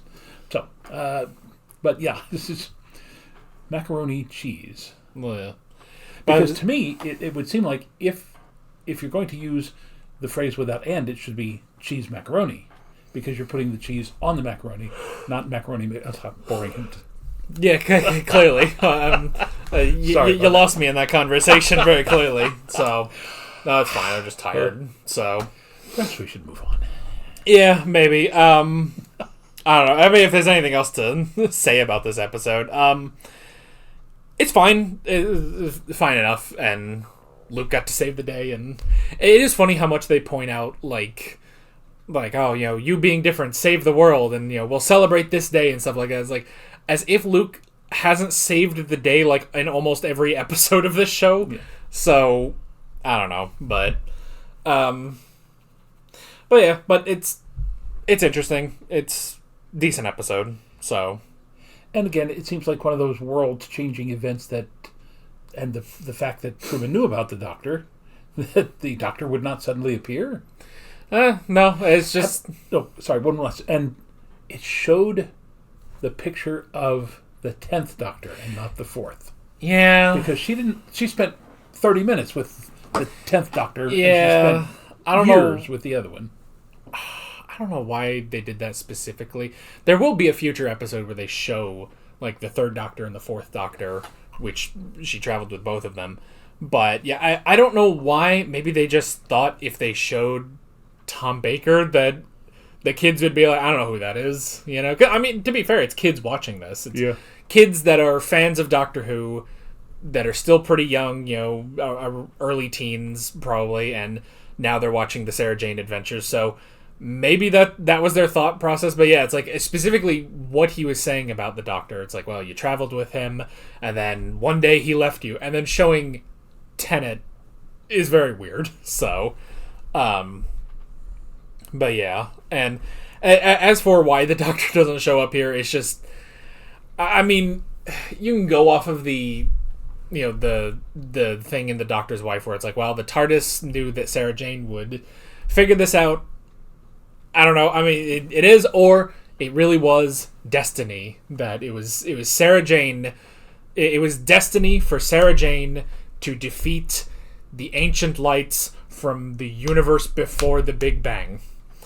That's a heck of a destiny for a journalist on Bannerman Road, but that's Sarah Jane for you. So, that just gave me a very weird idea, since the Doctor Who series doesn't seem to know where to go from here, and it's just a thought. And again, I realize most of the actors from the classic Who are no longer with us, but do a series of programs in New Who where we find out whatever happened to Ian and Barbara. Yeah. Right? Go back and visit the young Susan or the older Susan and say, hey, did she ever have kids with her new husband? Find out what happened to Jamie.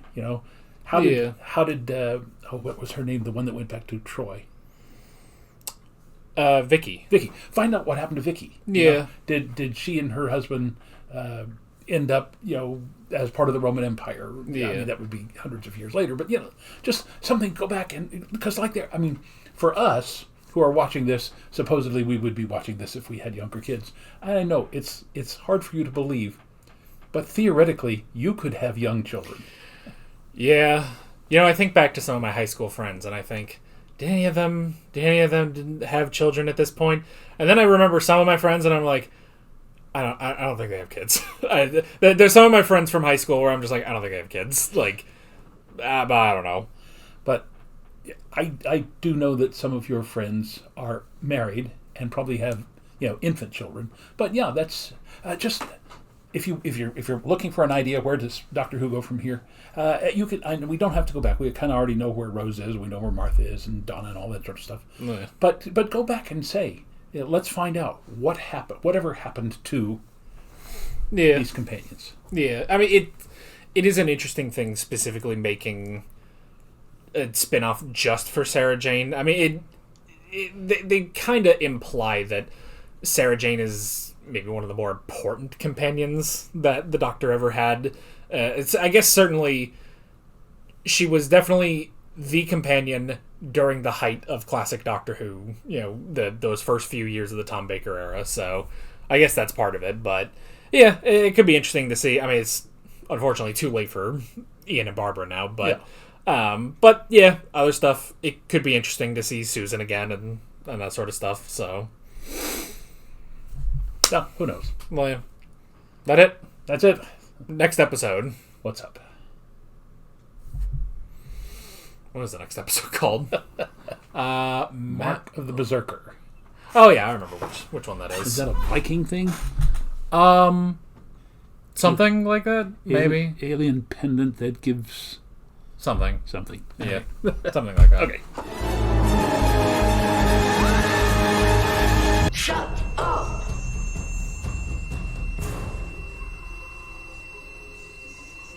Oh. Stop messing about. You two, just be quiet. Oh no! Everyone, Demons. stay where you are.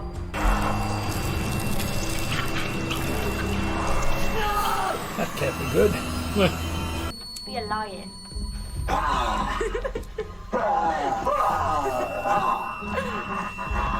Stop! You'd die if you could see yourself. You want me to die? No. No. No. Well, it's a Please, good thing he Devon. clarified that I one. think you. Oops. Pass me a minute. Yeah, right. What? Mrs. Taylor said I had a natural talent or something, so she's got me doing extra work. Yeah, it's pretty cool, I guess. Wish I could draw. Yeah? Well, maybe I'll teach you, my son. Thanks, Dad. Oh, sorry. I'm amazed you can't I draw. was trying to be funny. Hello, son. Dad? Close the door. Have that music. It's too early. Do you want some breakfast? Yeah, music is better than doom scrolling in the morning. So, Actually, I could kill for a decent cuppa. Where have we Right, seen mate. him before? I'm Paul. I don't know. It seems like he was a What the hell are you doing? military man or something on Don't Doctor you care Who. about Clyde at all? Oh, maybe. That's be here for you. Oh, he was on Andor. Oh, He was Cassian's dad. I'm not 16. I'm 15. And you know that if you haven't left. This guy sucks immediately. So, do you fancy an ice cream or something? What am I saying? You're too old for that. Oh. you're never too old for ice cream. Oh, yeah. I'm sure Clyde's gonna be fine. You think? Your dad's not around either, is he? No. It's complicated. It's If he ever turns up, you know, out of the blue, whatever, just Let him in. don't forget your mum. That too. I won't. So, do you speak German? Fun times at Bannerman Road today. Teach me something. Ich heiße Paul Langer. So, ich heiße Clyde Langer. I am Clyde Langer. Good to meet you, Clyde Langer. That is about the extent of my French too, so. Dad? Dad? I saved the world. Tell him about your art. Good lord, man. All these people, they wouldn't be here. Clyde, what are you I doing? saved them loads of times and they don't know. Okay. Is this some kind of trading card thing? Don't you believe me? No, I'm not saying that. He thinks he's in Yu-Gi-Oh! It's fine. Fine, I'll prove it to you. What? Oh. Come on, I'll show you. Where are we going? Bannerman Road. It's where it all happens. Clyde, what are you doing? It's alien. Do you get what that means? Alien? Yeah, right. You mean like those, Dalek things? Yeah. Yes, loads there you more. go. Hey, Maria. This friend of Sarah Jane's given her this holographic postcard, what's it thing, so... Hi, Maria. We miss you. Soft boy. We don't miss you. We've moved on. You're gone and forgotten. Maria, Good who I grief. say? See? Oh, there you go. If we could just mass produce this. Is that what you think about? Don't you get it? There's millions of worlds out there. It's magic. Okay. So it's you, Luke, and this, Sarah Jane. who's going to be apocalyptically cross at you. Clyde hasn't stopped raving about you and your school. He loves it there. Does he? I'm joking. Can I ask what you're both doing here? Dear God, there are two of them. I want you to forget about them completely. Nah, sorry, mate. Never seen you before in my life. Come on, Dad. Clyde! Forget it! Clyde's gone.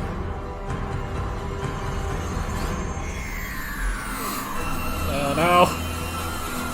They've given a con man power. All right. Yeah, the one thing that, again, I don't get, and I said this last week, the episode is called The Mark of the Berserker. A berserker was a very distinctive Viking warrior. Yeah.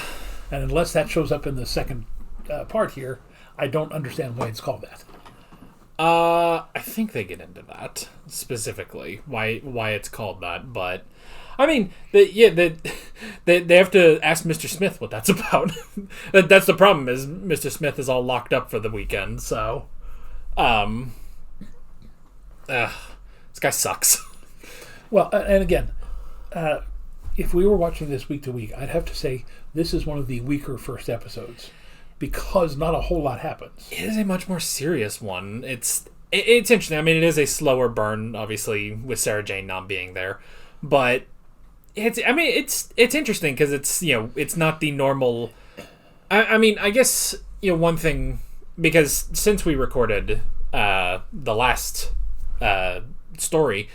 The first season video has gone up on YouTube, and one thing that people have commented on is that it's okay for there to be more scarier things in a kids show. I will say, thinking about it now, I suppose this is not exactly a show for kids, but more just young teens, basically. So with that, because I mean, there was the joke.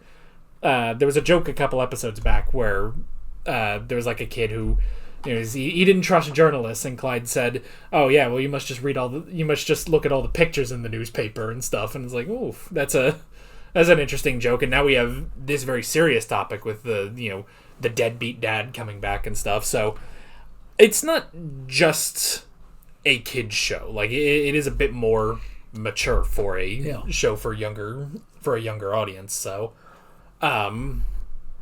But this one, it really kind of tests the trust of that audience. Like, are they going to be able to sit through a slower burn until we start, figuring out, like, okay, what's this episode going to be about? It's kind of about this amulet, but then it's about Clyde's dad, and then it's like, okay, now we have to see these two come together by the end of it. So, and again, I'm overanalyzing this, obviously, but it seems to me that a kid who was 10 or 11 when his father left, I guess that's true. He was 10 or 11. Would not that readily warm back up to his dad, especially when we find out the circumstances that the dad ran off with his wife's sister. Well, and the fact that Clyde has had time to process this, because he originally he blamed his mother, but then he got over that, and he's now very supportive of his mother. I mean, as much as Clyde Langer, the rebellious teenager, can be, but he is very helpful to his mother around the house and everything. But yeah, it's. I mean, I think, and we'll probably talk about this after we watch part 2, but there definitely seems to be a need to prove himself, where like he's not as comfortable with himself. I mean, that's also obvious with the art that he wants to make. He wants to, as his mother said, wants to be a graffiti artist, and he's kind of embarrassed about her saying that. And then Luke sees all the pictures that he's drawn in his room, and so he's not confident about that. He's not confident about himself. And now, even though he does have some confidence in himself, it's now all sort of come cracking down now that his father is back, and he's like, well, maybe I can prove myself, if I can get the approval of this guy that just left like that. If I can prove myself, I don't know. It's interesting. It's definitely a very deep like idea for the episode. Yeah. So, it's a very good character episode. It is just interesting that it's like, this is Doctor Who for the kids and stuff, and it's like that is a pretty deep, like, mature thing to be doing. It's more mature than half the episodes of Torchwood, I'll give you that. So It's no good, Travis. Hold on. I'm going to find you. Well, she's in a different plot line altogether.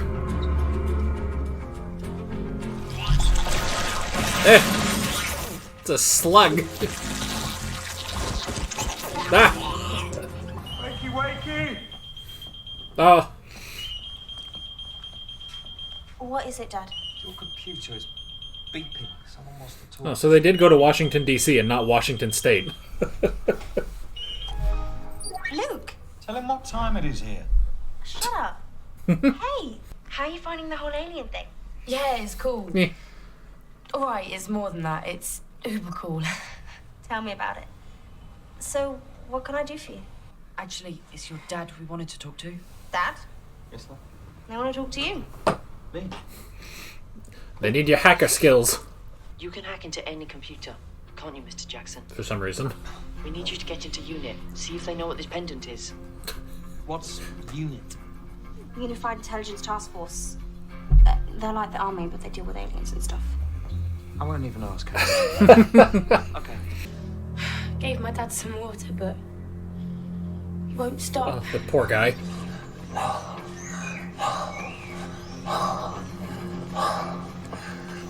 He's gonna be so sore tomorrow morning. It's like Ella Enchanted. What? The pendant belongs to this race of creatures, the Berserkers. Aren't they from Norse mythology? Still the brain box, Luke. Only, according to UNIT, they're actually this old race of super bad alien soldiers who, to build up their army, sent out loads of these pendants. Clyde's dad is using the pendant. He's turning into one of the Berserkers. Luke, Clyde's in real danger. Okay. There's a nice little twisting of myths. How? UNIT camp. I got a satellite. I hope UNIT's never All I pissed need to about do is this. put in Clyde.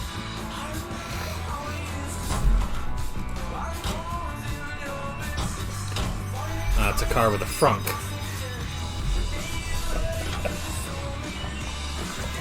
Oh, poor guy. And the pizza's been ruined.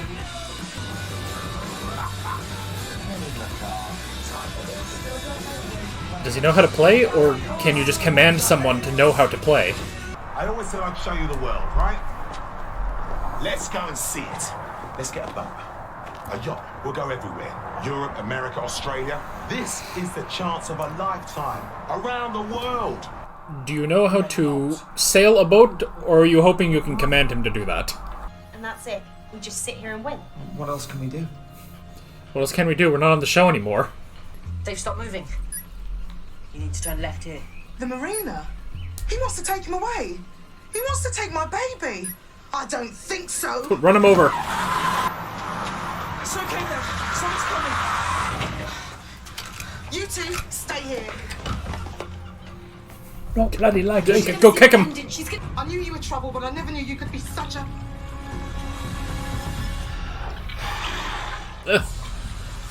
Oh, it's probably fine. You will follow my orders. Oh, I don't think so. Oh.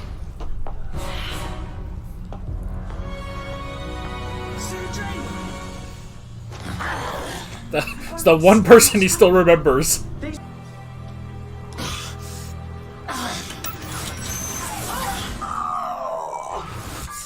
Oh, thank goodness. That's the car. Oh, be careful with that. But I needed you. You're not a kid anymore. You're cool. You don't need me. Save the world. I've got Mum, Sarah Jane, Luke, Ronnie, Maria. The poor Alan. So I don't need you. But I think that baby does. Try not to mess it up. I don't know. That kid might be better off. And you can take the car back. Clothes. Everything. You can be arrested for it.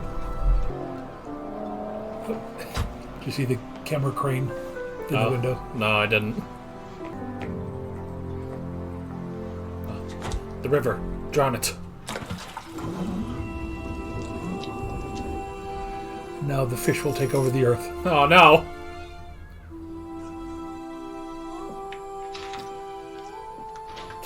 Well, that didn't work. Knock, knock.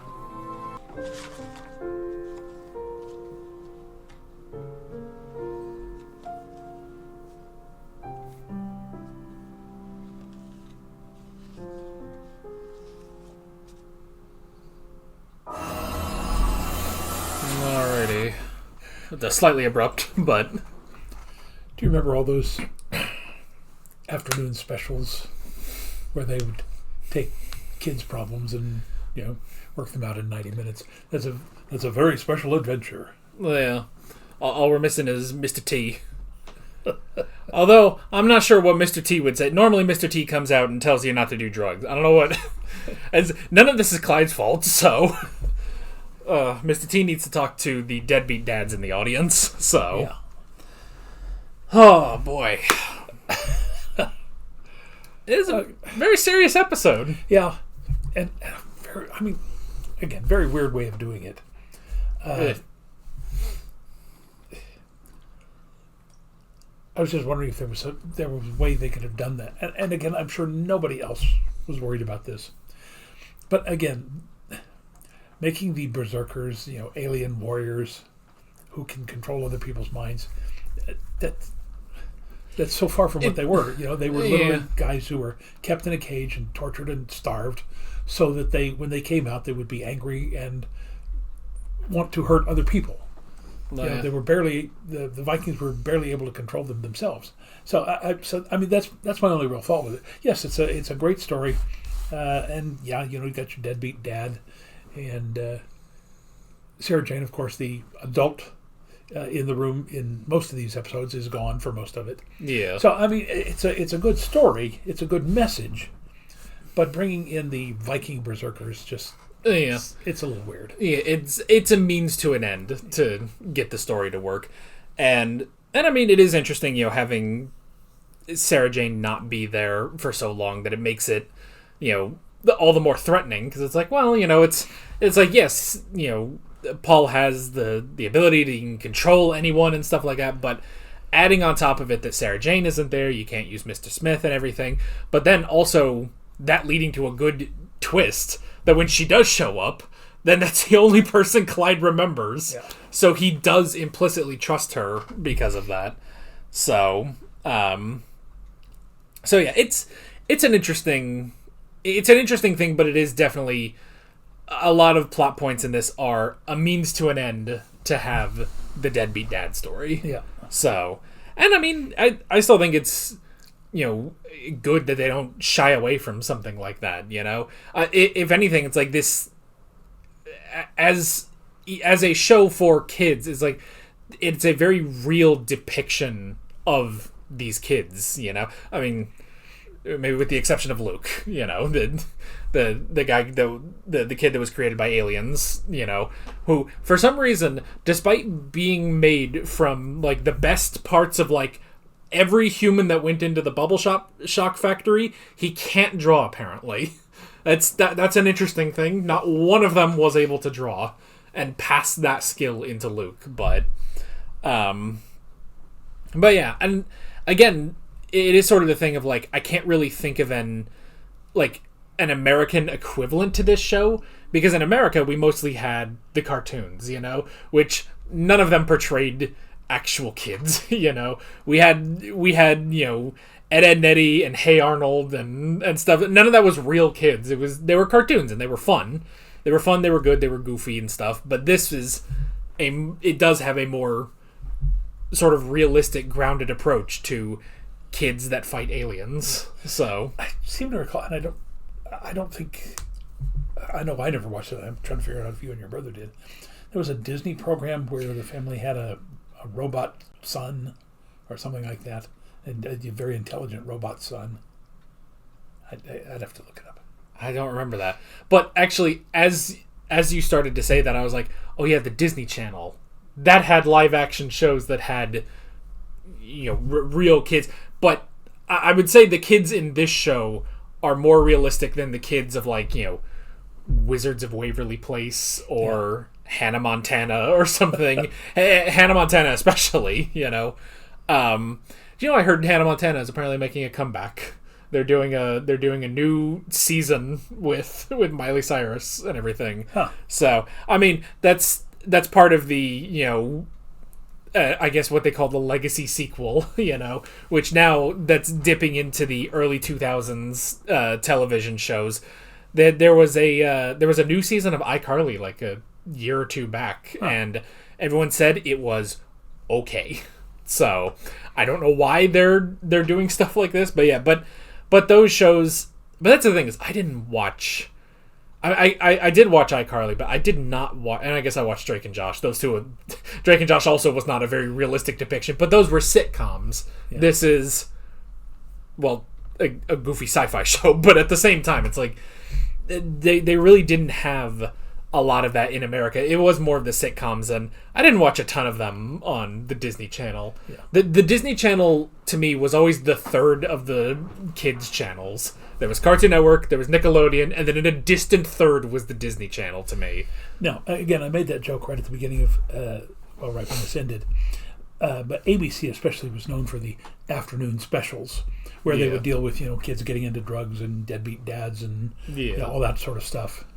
So, but again, that was not a regular thing. You didn't see that every week. That was like maybe 4 times a year at most. There were a number of episodes of Static Shock. If you ever remember that, where and that was superheroes, and it was also animated. But there were a number of episodes that did sort of tackle heavier subjects like that. I think one was a school shooting and stuff like that. And I think those may have still ended with the PSA of Static coming out and just being like, all right, kids, don't play with guns and stuff like that. But this one didn't have that. Yeah. But it's interesting. I think this one, I'd say this one worked better. I mean, probably because they didn't fade to black and then come back and then talk about it to the audience directly. So I think this one works a lot better. When I was living in England, the 2 shows that I remember, and they were both like puppeteers, marionette sort of thing, was Thunderbirds and Fireball XL5. And again, it was sci-fi, but they'd never dealt with anything like this. Yeah. Because, going off to alien worlds and stuff like that. Yeah, and I guess this also, because I would say this sort of applies to Doctor Who as well. It kind of sets Doctor Who and just the franchise apart from most other sci-fi series, because, I mean, I guess, honestly, because this is like one of the few sci-fi series that will just go to modern day Earth, which is what, obviously, the Sarah Jane Adventures is all about. And other sci-fi shows, the closest you would get probably would be Star Trek, and that would always be, there would be an allegory planet that, the Enterprise D goes to this planet, and they have some, there's some political issue that may be happening, in the 1980s on Earth, but it's on this planet or something. I think there's like an early episode of season 1, I think it must be season 1 of The Next Generation, where there's this whole thing about this game that everyone on the Enterprise plays, and starts messing with their minds and stuff like that, and is a whole alien plot. And I think it was at the end when Wesley Crusher is like, well, it's it's basically chemically altering their brains, and I just don't understand why someone would get addicted to these chemicals like that. And then Tasha Yar is like, oh, well, back on my planet, people used to do all this, and it's just one step removed from Mr. T coming out and saying don't do drugs. So this again is better than that episode. So but it's honestly a strength of this show that it can do an episode, and does do an episode like this.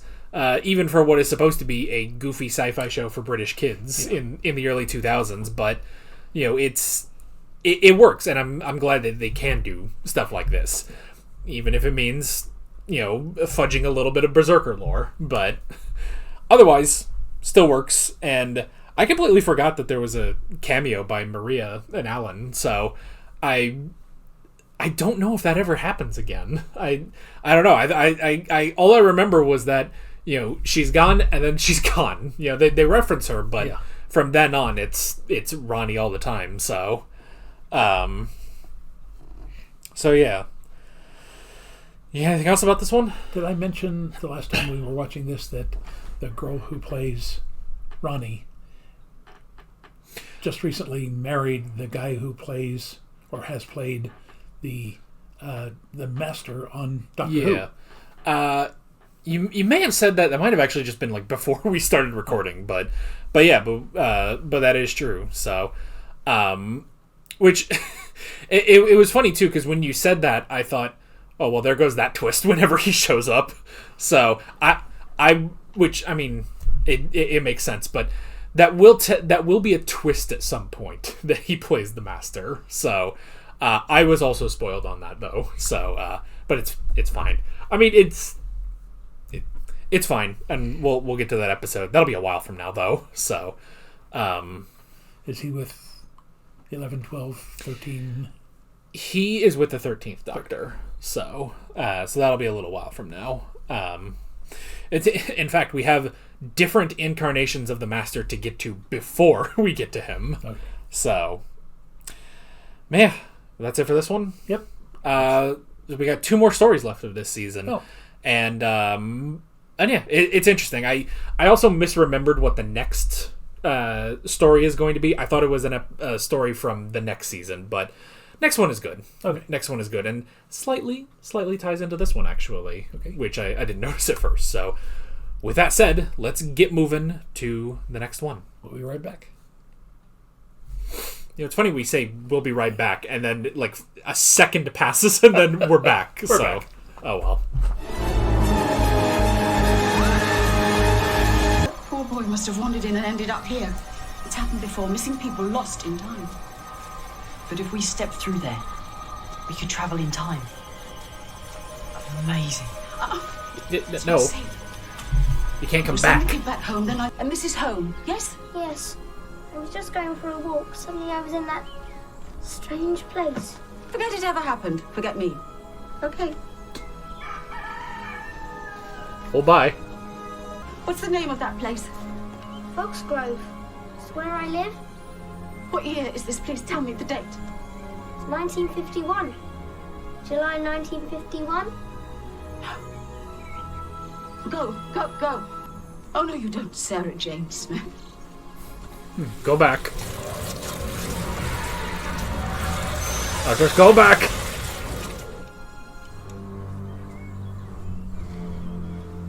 Did I do it properly, sir? Oh no, this kid's evil.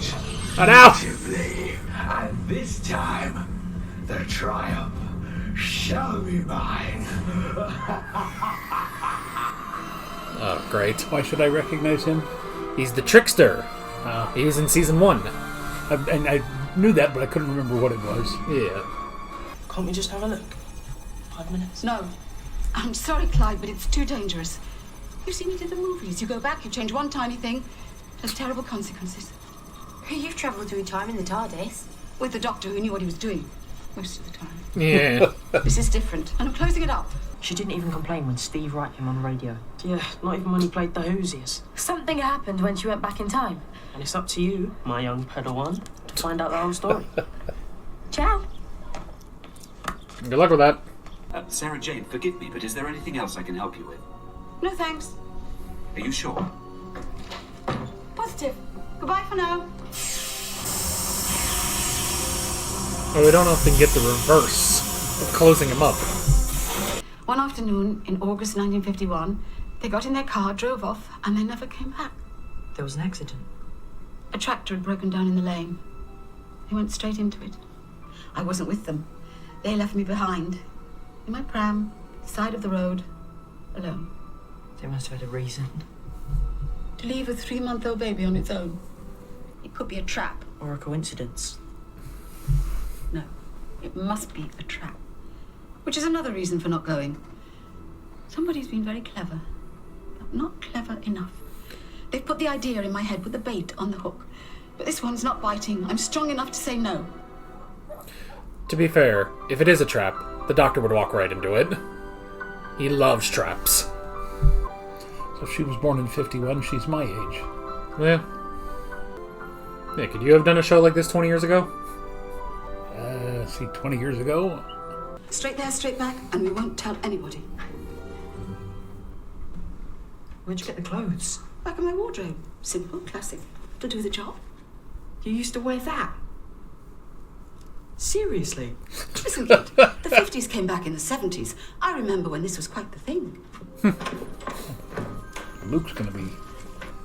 He's out of place, but... Very much out of place. It's your choice. It's only dangerous to go back in time if you change something. Your hair's too long, Luke. You're not going to. 1951, you would have had a flat top or a crew cut. If only it was the 60s. Yeah. The fissure should stay open for about an hour, but I'll be back before then. Mum, it's closing. No, Mum. Oh, jeez. You guys, told Mr. Smith about this, right? It's incredible. It's daytime. He's got a That's time travel. smartwatch or something. Like you wouldn't believe. We only had analog back then. Now that We should go back. looks like Mind you, the every time village I I go to lived in something, France. I tell you, my Clyde sense is tingling. They might have just gone out. Or what? How does it protect you? I don't know whether it's boxy goodness. We can remember Sarah Jane and Luke.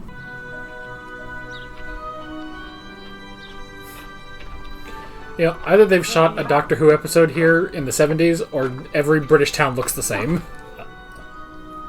Yeah, it does look like the one where the third Doctor... Yeah, it was the demons or something. Yeah. Just one look. I just want Or to maybe see there might have also been a fourth Doctor episode like that. Yeah. Now, there are World War I and World War II monuments in a lot of little villages. You look so excited. It's 1951. They're still on rations after the war. No mobile phones. No TV. Nothing better to do. Lovely baby. Yeah, thanks. She is.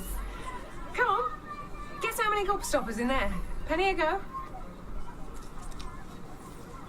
Oh, thank God they still have I'd pennies. say it was 676. You what? What did you say? 676. If you take the cubic volume of the giant centre. Oh, he's too smart. Hello. Hello, strangers. Welcome to the village fete. Fate worse than death. You staying over the pub? No, just passing through a little holiday. Oh, well, lovely day for it. Eddie Smith. I'm Victoria Beckham. And I'm David Beckham. Nice to meet you. How many sweets in the jar? Come on. Lovely prizes. Step up. Evil little kid. There's a lot of evil little kids in this show. You going to have more kids? A couple more. It's always been the plan. Don't want her growing up on her own. Nobody to play with.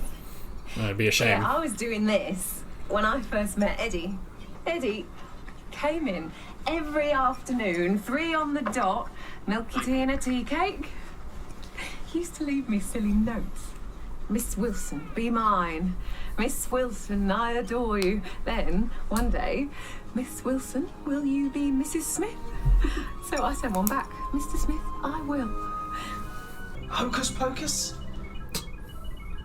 Open sesame? Oh, I don't know. Jumanji! Almost. I feel like a right fool. Look at that. It's going crazy. Oh, it's red now. You wonder sometimes, though, don't you, Victoria? What kind of world is she going to grow up in? Aliens. Russians and the... I think the future will be better than that. Well, that's why we moved out here. You see, our generation, we had all the upheaval, the danger. He looks familiar. Sarah Jane's gonna have a better life. I'm on it. Best little girl in the world. Please, stop for a moment. Think. If I do, I'll change my mind. Yeah, I've disabled the engine. Now they can't go anywhere. You always said changing time was so dangerous. Back to the fishing now. Maybe the whole world will be better. It's Or just not. an experiment. I have to see.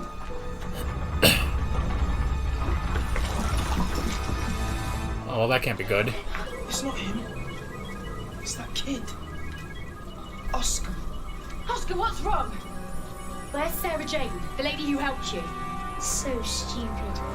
Human. Kick him. Like where that sentence ended up either. No, he wasn't a kid. Let's split up. No, think. It must be the grass thing, and that'll protect us.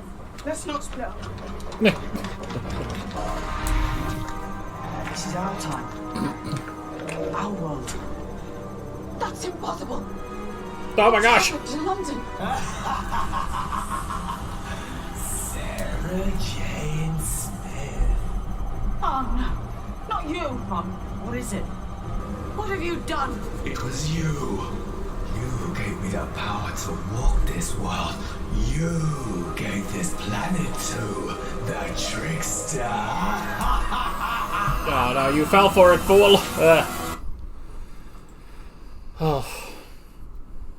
You know, for a second I thought, well, at the beginning, when we thought he was a kid, was just running, it's like, oh, if he's from, like, the 50s, it's like, I hope this kid's not, like, a little racist or something. He might not be... maybe he is scared of Clyde, I don't know, but... Well, he'd be scared of Ronnie, too. Yeah. But no, he's an alien. Not that there aren't racist aliens out there, too. Anyway. It's interesting that she referenced the miners of Peladon. Yeah. Of all of her old adventures to go back to, that's the one, so... Oh. And I looked up the dad. I didn't recognize anything on there, so... I'll look him up later, yeah. Alright. This is our time. Boy, that box is really useful. Our world. That soothsayer really saw ahead a lot. You gave this planet to the trickster. To the ghost of Christmas yet to come. He's just a bit more chatty. Astonishing how it's turned. Right, everybody inside. Come on, look lively. I mean, you're in England. You should expect rain at a moment's notice. But he hasn't manifested himself yet. That's about to happen here in 1951. If we can find him, perhaps we can still stop him. But how? What's that other way? How can we stop him? I don't know yet. There's only one person in the universe who would know. Straight away. One person who could help us. Where is he whenever you need him? Never around. Oh, yes. Yes. Doctor! Won't find a doctor in here, my love. What do you want? Nothing. Sorry. Officer. Just a police box. What the TARDIS looks like. They were everywhere in this time period. That's as may be. But if you don't mind, missus. Why are you inside there? We've got important business in this tiny little shed. Why is he still running around? There's nothing here. Yeah, what does he want with Earth when it's in this state? This is starting to look like an old Doctor Who episode, I'm not gonna lie. Yeah. That's my mum. Stop, Barney. We've got to stay together. There's only one box. Put the box in a sock. Where is he? Twirl it around and hit him. He handed the world to the trickster. What exactly happened? What did she do?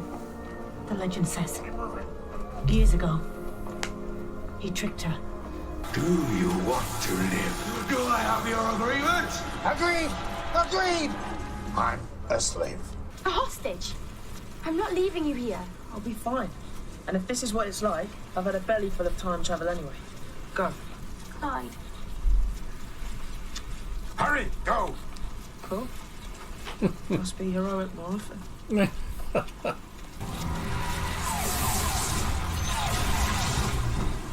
Oh, good. There's color here. Yeah, I don't know why I never thought of this. I wonder if she's left-handed, because she has her watch on her right. You? Sandwich? Ham there, cheese there. Never say no to free grub. It's the right kind of attitude. My goodness. Yes, hello, ethnic person in the 50s, hi. Listen, please, it's important. Not another one. I'm looking for Sarah Jane Smith. What? Well, what do you want? She's right there. You didn't think that through. Oh, wow. I'm looking for a woman. Short, brown hair, very pretty. Probably with a son. He's a bit weird. Oh, you mean Victoria Beckham? What? Well, they Right. Can that really be the fashion in the Punjab? Eh. King, will you watch the baby, please? This was, 2 years after the partition? Eh. Sarah Jane, how did you get here? Long story. Why did you call her that? Did it again. And religious sites, hallowed ground. Sometimes that's where the web of time is at its weakest. Boy, there must be a lot of weak points in America with a church on every block. You stay away from us! I didn't want it to be like this. Soon, I'll be free. The demon. She called her Sarah Jane. I said I'd seen her before. Oh, this is where Sarah Jane gets her smarts. Got to though, haven't we? Like he worked any of it out.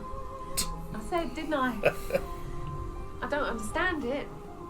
But sometimes the heart knows things the mind can't explain. Dad. Come here. Look at you. Older than us. And you came all that way to see us.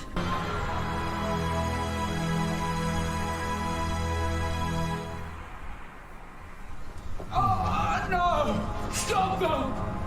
Stop them! Please, just kick him. In his ethereal nuts. I'm a man of my word. Ha! Free! Right. Come on, Sarah Jane. Hope we don't need that box in the future. Hello? You didn't say you were with Sarah. I've been phoning all afternoon. I was just about to get worried. Oh, I like your look. Where have you been? Somewhere nice? Mum, come here. What brought this on? What are you after? Sarah? They were my mum and dad. And they were wonderful. It's made me realise I'm so lucky because I've got my mum. I've got you.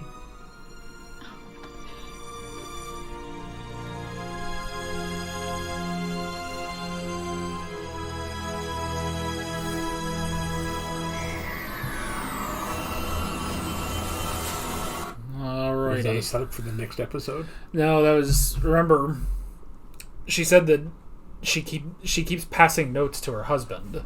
That was one of the things, and so that was one of the notes to him. So just a nice little Easter egg. So, all right. Now, again, love the premise as always. Anytime you go back and mess with the past, that's always that's good. The one problem I have with it is, after everything Sarah Jane went through with the doctor and everything she's gone through up to now, she would know better than to do what she did. I mean, I don't care how emotional you get. I mean, I guess it's the crux of the episode that this is the only time that it would get to her. Now, again, I can understand her going back and wanting to see her parents. But, having gone through the whole fixed point in time thing with both the third and fourth doctors, she knows better than that. So, I mean, she has never been presented as such an emotional character. And I realize that's a very important thing, realizing that your parents have to die. But it's not like she's a novice at this. So, I mean, that's my only real conflict with it. The rest of it, I can understand her wanting to go back and see her parents and getting to know them and everything. But she would have to know it has to happen. And again, whether she actually prevents it or not, and they work that out with her mother figuring it out, and saying about her dad like he figured it out. Yeah. So I mean, it's very nice, but that central point is that based on everything we've known about Sarah Jane up to this point, she would have never done that. Yeah, I give it a pass because it only works for this episode, that it's the one thing in her past, and in a sense, it's kind of what happened to what was her name, Andrea, last season with the Trickster episode, where it's that temptation that the Trickster has over people, so for that it was Andrea giving in to the trickster, thus basically swapping their places. And here it's just, it's the one thing that Sarah would be too tempted to do. Yeah. So yeah, it's I think it still works just as the one thing. And the fact that, you could probably even argue or rationalize that it's like, well, because of the tricksters there, maybe it's the trickster's influence on her, maybe it's also messing with her head, but I don't know. But I still think it works. Yeah. Now that, if they had just a scene about him, not mesmerizing her, but putting the thought into her head, that would make sense. It's just this nagging little, which, I mean, because they basically say that Sarah figures out that it's like, well, this could be a trap. Someone's put the bait on the hook, and I'm not going to fall for it, but it just kept mainly because the portal was there and she could open it very easily at any point, so it just became too difficult for her. So now the other Easter egg, the police call box. Yeah. My only problem with that is it's a phone booth. Yeah. It's really not larger on the inside. The real ones are the size of a phone. What was the constable doing in there? I mean, when the door opened, if he was on the phone saying, I'll need some help with crowd control here at the Fate. But the phone... Well, is the phone on the inside, or is it on the little... is it in the door on the outside? Or is that just the TARDIS? I thought it was on the inside, but again, it's been 60 years since I lived there. So. Yeah. I don't know. I don't know if we want to answer that question. Maybe Torchwood would have answered that question of what he was doing in there, but... And, again, Luke giving a penny... I assume pennies now are the same size they were then, but the pennies back then were like the size of our $50. She did... Barbara did kind of look at it like, wait, what? But then obviously was then further distracted by the fact that he very clearly perfectly guessed how many gumballs were in there, which was really funny. So, I will say too, I feel like maybe the only missed opportunity with this is maybe developing more of a relationship between her parents and Luke, because technically they are his grandparents, so maybe you could have had that a little bit more. I mean, this is obviously a play on Father's Day from the Ninth Doctor, where Rose basically went through the exact same thing of trying to save her dad and everything, and it's just that you're right, yes, Sarah Jane would be more... She's way more versed in not... Don't do that, whereas Rose wasn't. Whereas Rose was a teenager, and Sarah Jane is a 50-year-old woman who has been through time and space with the Doctor. She's been through all of this. So, yeah, I mean, it's just... I don't want to say, it's a military mindset, but, there are just things that you don't do. Well, yeah. It's... I mean, it's... But it's that temptation, I guess, so... But yeah, otherwise, very good episode. The Trickster episodes are always a highlight of the season. For some reason, they're always like the fifth story. I don't know why. I don't know why, but like every not the last story of the season, but the second to the last story of the season is like, well, I don't know. Maybe just the next one is the next season is a Trickster episode, because now I'm thinking of season 4. I don't even know if there is a Trickster episode in season 4 now that I think about it. I don't know, but he is a very interesting recurring villain, especially too because it's like, on Doctor Who they have plenty of reoccurring villains, and Torchwood didn't, I guess. They didn't really have reoccurring villains. They had the Weevils. They weren't really villains, but it's funny because on Doctor Who, they're always just aliens. You have the Daleks or the Cybermen or just the Master. He's just another Time Lord. It is funny that for some reason they thought, all right, recurring villain on the Sarah Jane Adventures. How about a literal supernatural demon man who is like beyond the forces of the universe? For some reason they put that on the kid-friendly spin-off to Doctor Who. It's like, that's interesting, but it works well. He works well as a recurring villain, so... But it is just kind of interesting that it's like, this, what is essentially this god, this supernatural being and everything, and he keeps doing battle with this, with this one 50-year-old woman in Ealing, but still, it's very good and interesting. And also, the Grask. I don't think the Grask shows up again. I think he's free. He's out of there now. Yeah. So it is kind of funny though when they say it's like the Grask is like, oh, the trickster, he tricked me, and it's like, that is what the trickster tends to do. They say that like 3 or 4 times, and it's like, yep, that's what he does. In his circumstance, though, he's literally on the point of being burned to death in his spacecraft. So, of course he's going to make it. I mean, that's the deal with the devil that literally goes all the way back to the Bible. Yeah. And almost every other major religion and mythology has some kind of, you make a deal with, Loki or Hades or whoever. At least with Sarah Jane, because they say like in the broken future, it's like, oh, Sarah Jane, she's the one that did this. The trickster tricked her, and it's like, well, that sounds like it's more on the trickster than on her. But even then, she did not actively take a deal. The way that she rationalized it was that she would disable their car, go back, see what the future was like, then come back and fix it. So it's just that little act was enough for the trickster to start coming through. So, where apparently time is very fragile on religious sites. That's an interesting development, which I guess that does kind of track with some of the other episodes. Like, we had we mentioned the demons in the last one, and yeah, I think that was like it was like a burial mound or something in that episode. So I guess that kind of makes sense.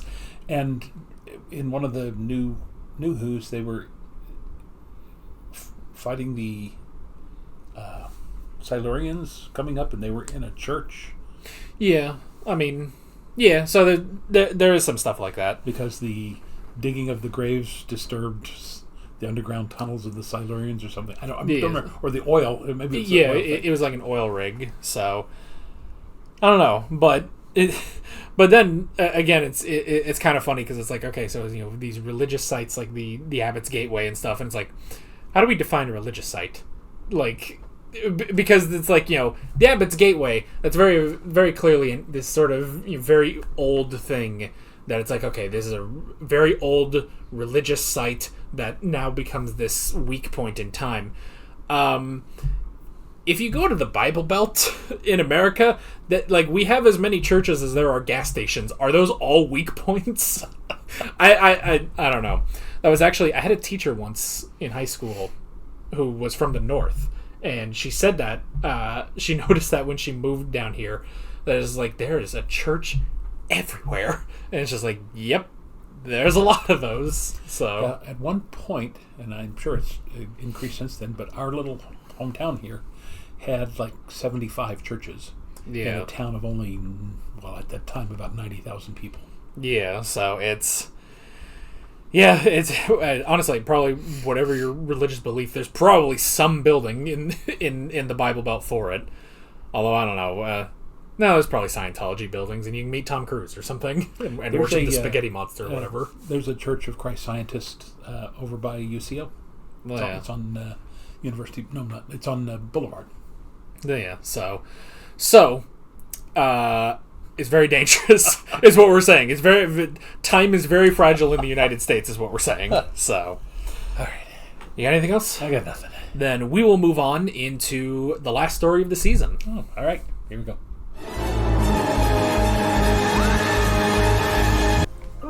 What an unusual name. Wormwood. Mrs. Wormwood. Oh no. The time of man is over. Hello, Luke.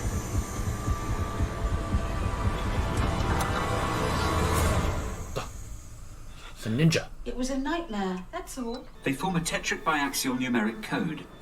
Deciphering now. It's an address. It's an invitation. So, what are we waiting for? Let's get my mum. It's a How long trap. have you been there? The Bane are a cephalopod race who use shape-shifting technologies to infiltrate planets. Mrs. Wormwood led their invasion plans last time, but she and the other Bane serve the Bane Mother. A giant eye. It's really weird. Bubble shock. Sold it right across the country. I remember that. It was foul. Then you were one of the 2% unaffected. You were the reason they made Luke. Mrs. Wormwood needed to refine the formula, so she took samples from thousands of people and created the perfect human being, Luke. Looks like you're right. It was so long ago and not so long ago at the same time. Well, now he is my son, and I will protect him with my life. Then you have no option but to help me. Is that some sort of threat? Your entire Master Jedi. is under threat, Miss Smith. It's a trap! Oh no, it's me they're after! They've got a trap! They got big dudes and bald dudes. And her. You.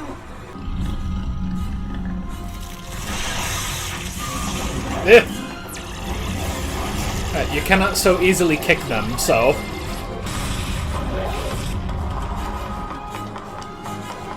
Don't wear heels. You're not really equipped for this. Oh, yes! Beat them! Shut the doors! They'll never get through these. Haven't you been in my shop? No. I despise flowers. Perfectly normal response. Mum's back. Hello, Luke. They can kick her! Mum, what's she doing here? Luke, Mrs. Wormwood wants our help. That's Mrs. Wormwood. I thought you said she was an ugly, bug-eyed squid thing. Children. No, this is from where you save the world. How comfortingly unsophisticated. Mr. Smith? I need you. Wow, twice in one episode. Mrs. Wormwood is Bane. So my bioanalysis tells me. How much makeup does it take before you get out in the morning? Is it wise to have Bane in the attic? Watch her closely, Mr. Smith. At the first sign of trouble, you're to put her in a containment vortex. Do you understand? I was gonna say, he has a gun, doesn't he? Have you ever heard the legend of Horace, of the Dark Empire? It's not a story the Jedi would tell you. Mr. Smith? The Dark Empire was a period of tyrannical galactic rule by a mysterious and reportedly immortal alien entity called Horath, who crushed the civilizations of all but the most primitive planets. Your hole-in-the-wall machine is really very impressive. 3,000 years ago, there was nowhere more primitive than Earth. Little has changed. So the Bane get hold of this thing and they can take over the galaxy. And stopping them is your way of getting your own back. Hey. We Bane have a saying. The sweetest delicacy is the tongue of an enemy that has looked at you and licked their lips. Ew. I'm now officially a vegetarian. So where is Horace's body? But 1000 BC, we had highly civilized people on this planet. Meh. Mr. Smith, contain Mrs. Wormwood. Instantly. What treachery is this? Don't worry, you'll be perfectly safe while I'm gone. How can you know that? The Bane She has to stand there, she didn't get a chair. So is this it? The day Clyde Langer finally hooks up with Unit? No. Locked and loaded, ready to fight the scum of the universe. That would be Haven't I taught you there are better ways of dealing Men with in Black. aliens than guns? Right. Come on, Ronnie. I need to see a friend. A very old friend. Brigadier, sir. Let's go! Major Kilbert, what a surprise. With respect, Sir Alistair, UNIT has had to adapt to the challenges of a more hostile universe.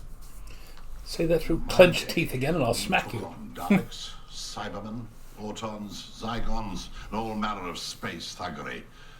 And it doesn't get more hostile than that. The universe is as hostile as it's always been. How can I help you? I need to break into the Black Archive. Oh. That's a pretty nasty character Now, since I hooked up with Sarah Jane. when was the last time we saw him? As far as I'm concerned. Was it the 8th Doctor? No, the 7th Doctor. 7th Doctor, Yeah. technically. That would have been 20, 30 years before this. That's what I'm thinking. Well, About Mrs. Wormwood.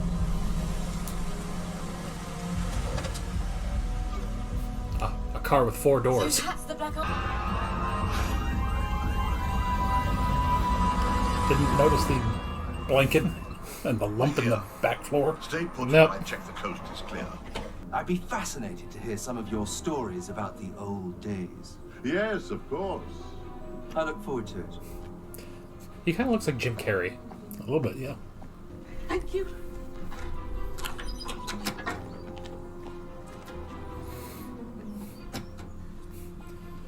Now, just in case, you have a gun, right? It's huge.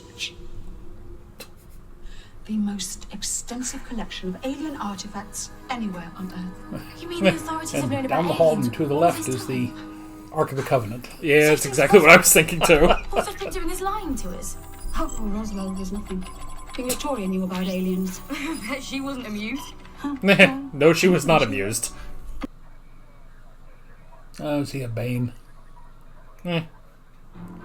You're making sure he had a good shave, you know? It's fine. Sorry, this isn't a good time.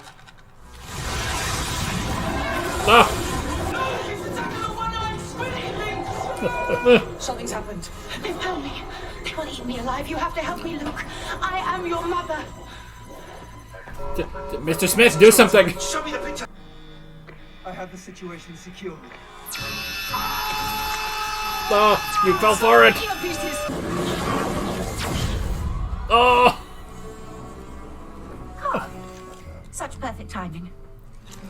The consciousness of Horath. Oh, the sweetness of revenge. Alrighty. Well, that was certainly a surprise. That's part 1. Now, is this the same Sontaran we saw before? Yes. Okay. Cog the Avenger or something, whatever he thought his name was going to be. So, but yeah, the last time we saw the Brigadier would have been around 1988 or 1989. So, this is what year is this? This is 2008. So about 20 years later. Okay, because he looked pretty good when we saw him. I remember thinking he had aged well, and wow, he's really aged quite a bit in this 20 years. Yeah, so but it was good to see him back. There's a part of me that does think, I wonder how many kids in the audience even appreciate this, you know? Yeah. Especially because it's there are a lot of people that started Doctor Who with the new series. But for a lot of people, the whole point of this show is to be for younger kids. Do they know the Brigadier? It's not like the Brigadier has showed up in modern Doctor Who. Yeah. So, and this being 2008, this is 4 years before the episode we just watched of Doctor Who where they introduced Kate.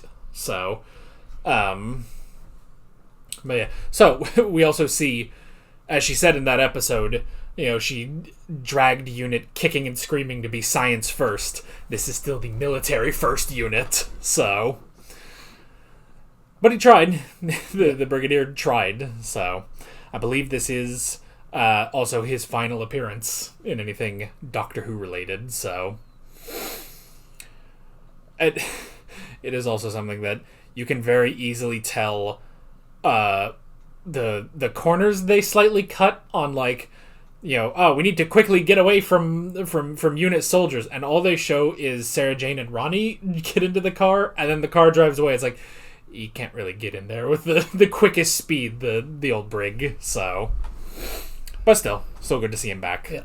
And hopefully, I don't remember if he has a gun. I would assume he does. He's the Brigadier, so I hope he has a gun at some point. So. And he got knighted somewhere along the way. He's now Sir Alistair. Was he knighted before? Do we remember? I remember he had that nice estate. I don't know. Maybe he was in one of the later episodes, but at the very least when he was a regular, he wasn't. So, but yeah, that's a good point that he would have been knighted at some point. So, I don't know. It was a very interesting. It's also a very interesting episode. You bring back Mrs. Wormwood, and then you realize it's wait a minute, Ronnie wasn't there. Clyde wasn't there either. So they have to bring both of them up to speed because they weren't in that original pilot episode. But then at least bring back Cog. That's at least something from this season. So, Now, I may have said this before, but I'm not remembering it. I don't remember the Sontarans being that short. I think that's more of a modern example. Because I think the last time, one of the times they showed up, we like compared it to the old episodes, and it was like they were regular height. My phonic disruptor needs an energy boost. Fast charging. I think they're done playing with that dude. Bane kindred! Humans are off the menu! Oh. Good grief. Just need some fish fingers now. Yeah. Sontaran always keeps an oath of vengeance. You alien chaps never give the message, do you? Shall I destroy them now? No! Leave them alone, Mrs. Wormwood. My mum's given you what you wanted. Now get out! Such a brave boy. So much more. You notice how she doesn't blink. Keep away from me. I didn't realise Sarah Jane had a nephew. I didn't think she had any relatives at all. We're not a close family. Well, perfect shouldn't have to disguise. wait long. When Aunt Sarah Jane gets home, I'd like it to be a surprise. Of course. You understand? Yeah. I don't think he's Bane. I think he's just Unit.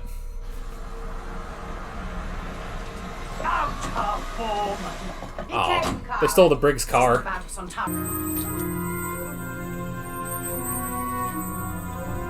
eye of Horath begins to open. And your face will melt away. Shall tremble. Don't look at it, Luke. There are such wonderful things out in space, amazing things. Be my prince, and you will inherit an entire galaxy. You could wield such power as my son. I think I saw this in a movie somewhere. Join me, and together we can rule the galaxy. Here, my son. Whack her with it.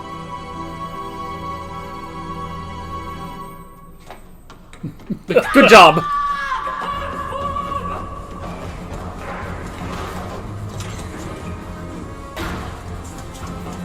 That'll keep him out. No sign of Unit.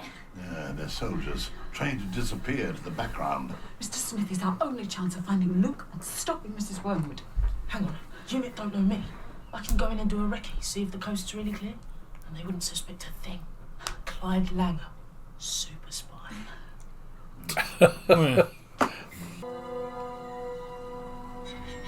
Puddle of goo on the driveway, was there? My son's been kidnapped. I'm trying to save him. Can't you understand that?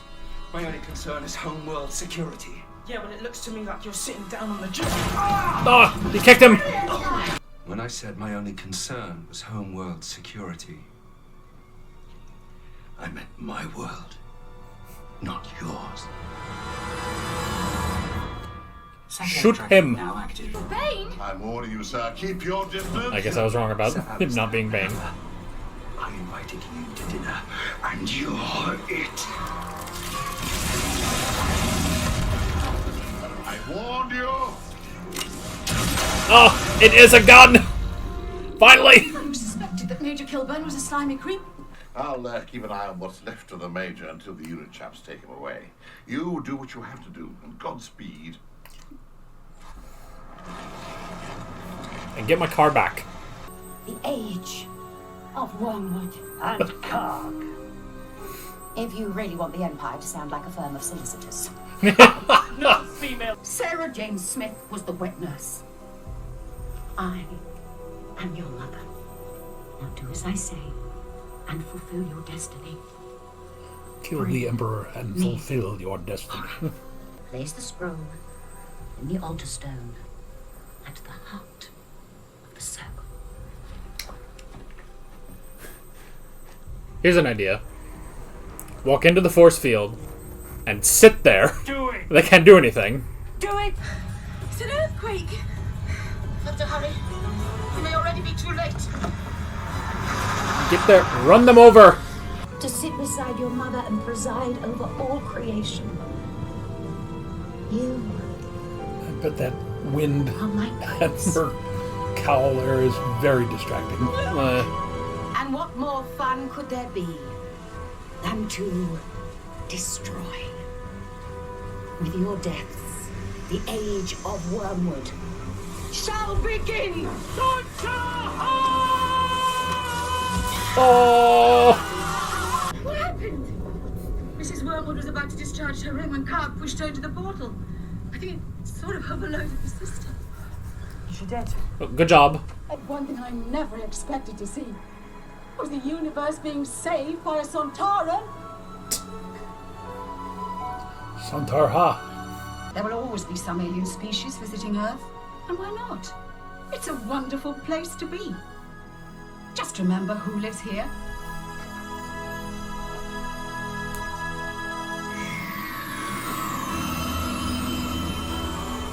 Alrighty.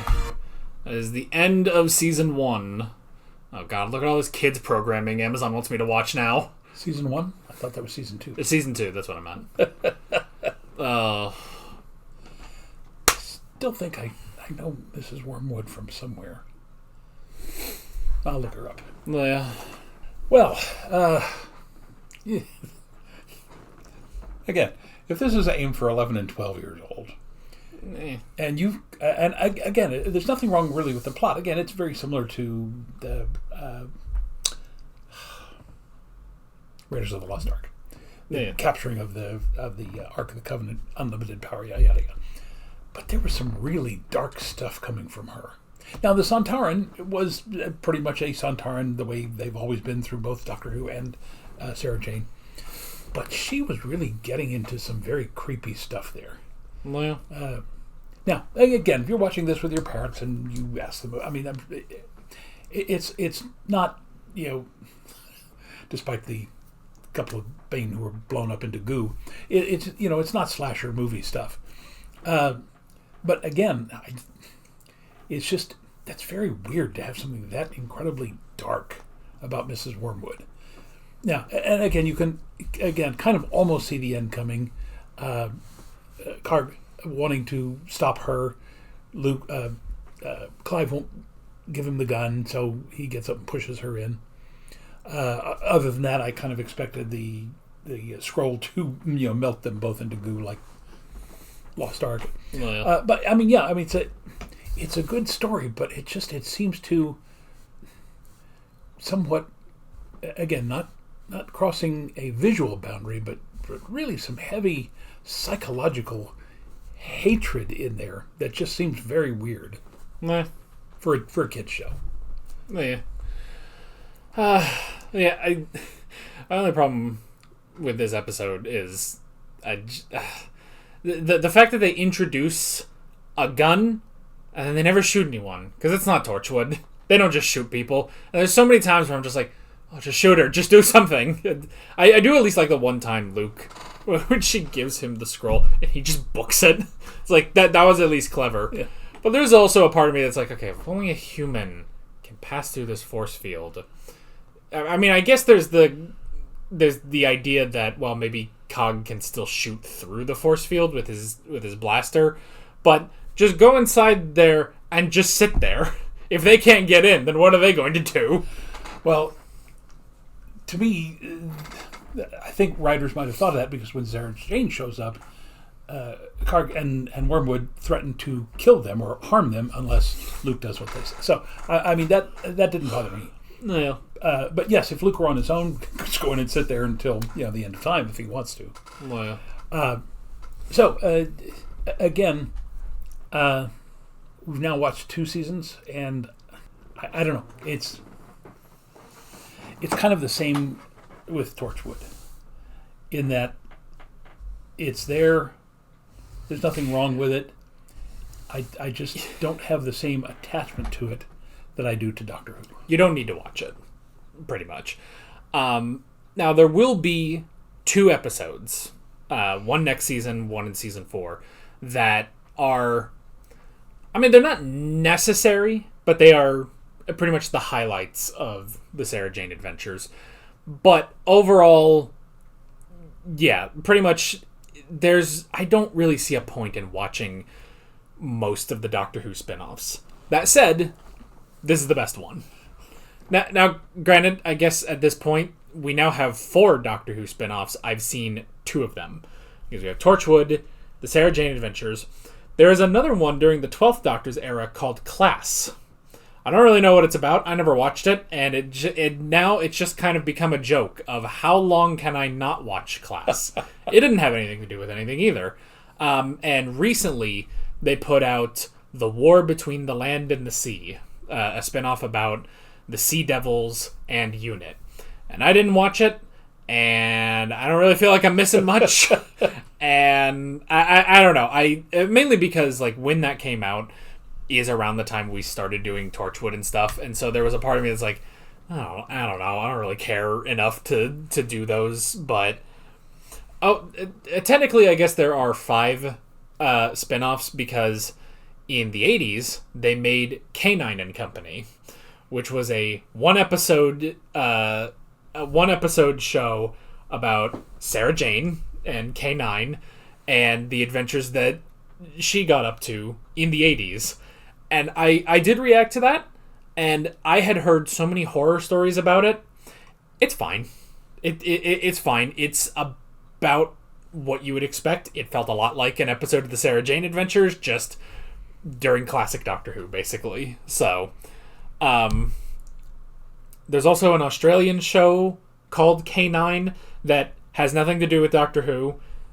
It's not even the same K9 design. They have a different version of K9. It's completely detached from all of Doctor Who, and that is apparently horrendous. So, but that also doesn't count. But yeah, it's I don't know. Because I did kind of think once we got to the end of this, I was like, there's not really like a thing this season. This more than even last season was just a collection of some stories. Like none of them quite go together. Like, because we start off with Maria and how she leaves, and then we get the episode with Ronnie, and then we get the astrology episode, and then the Berserker episode, and then we get another Trickster episode, which was good, and then we get this, which kind of ties, it ties into the first episode of this season, but also ties into the pilot episode and stuff, and it's like, I don't know. I don't know. It's still good. Yeah.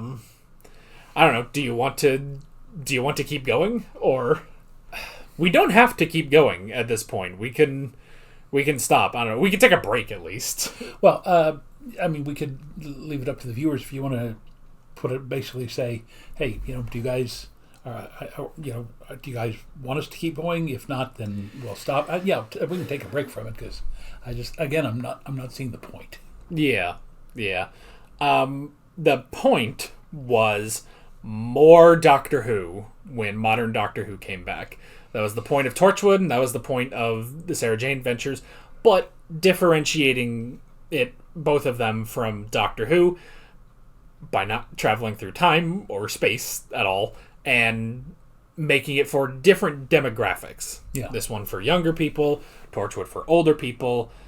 Ironically, Torchwood was more immature, and the Sarah Jane Adventures is more mature than Torchwood was, but yeah, Torchwood definitely falls into that problem of what exactly is mature content, because it's like, look, there are plenty of shows that are made for adults that are way more immature than like Avatar: The Last Airbender, which aired on Nickelodeon and was made for kids, but it's something that everyone can enjoy, except you. He never cared for Avatar. He's never watched it all the way through. He would just see episodes when we would watch it, but he never cared about Avatar. Never saw the appeal. Yeah, but which, by the way, never saw the appeal of most anime that the boys watched. Didn't really care for Pokemon. Didn't care for Yu-Gi-Oh. Didn't care for a few episodes of Dragon Ball Z that I saw.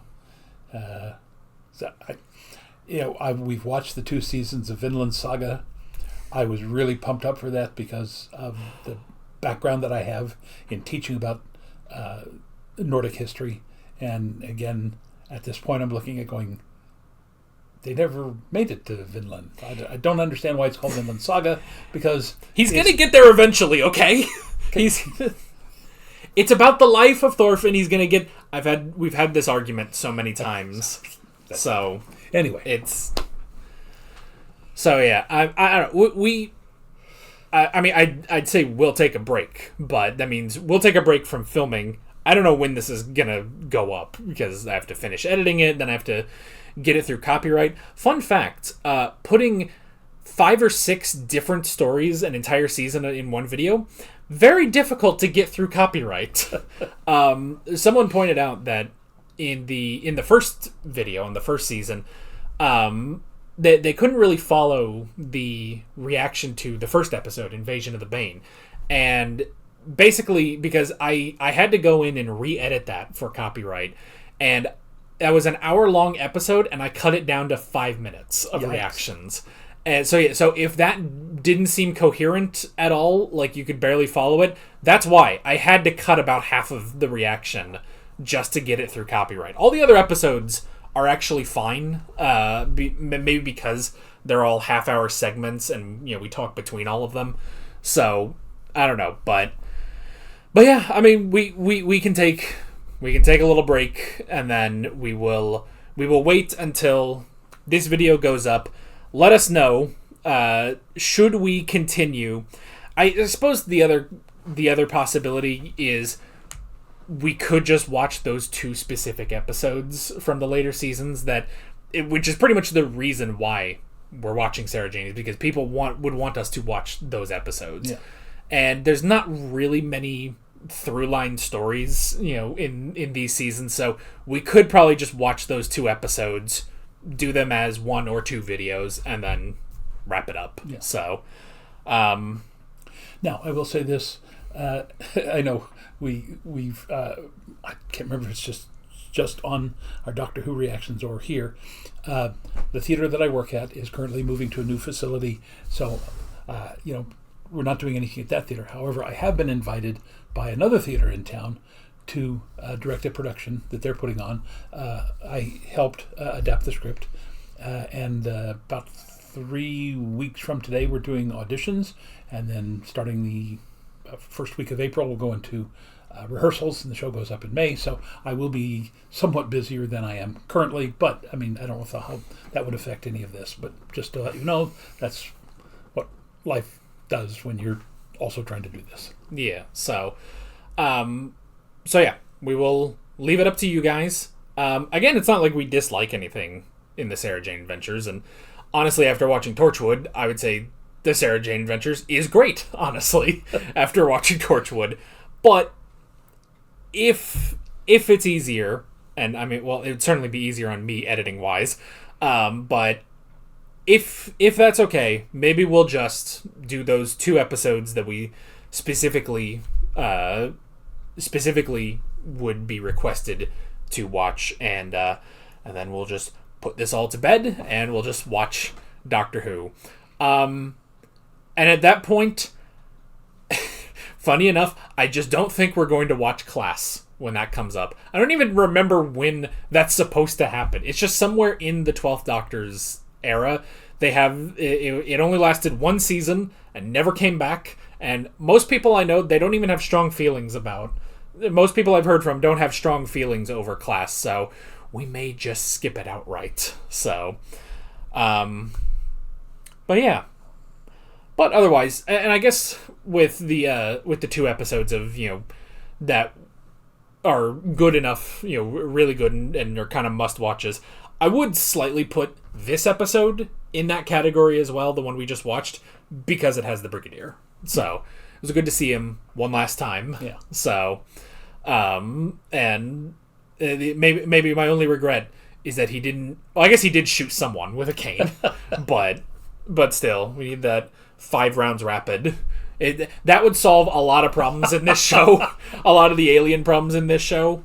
So, I mean, I guess that's what Torchwood was. So, yeah. You got anything else? I've got nothing. Then, with all of that being said, we're Alex and Dad from 7th Hour Films, and we will see you guys next time, maybe. Or at least on Doctor Who. Yeah. See you guys there. Alright guys, thanks for watching this video. There's a bunch of links on screen if you want to go click around any of those. There's a playlist with all of our Sarah Jane reactions, which includes all of my Sarah Jane reactions as well as the full Doctor Who playlist on the other side of the screen. There's also a subscribe button and a Patreon button on screen, as well as other links in the description if you want to go check out any of those. See you guys later.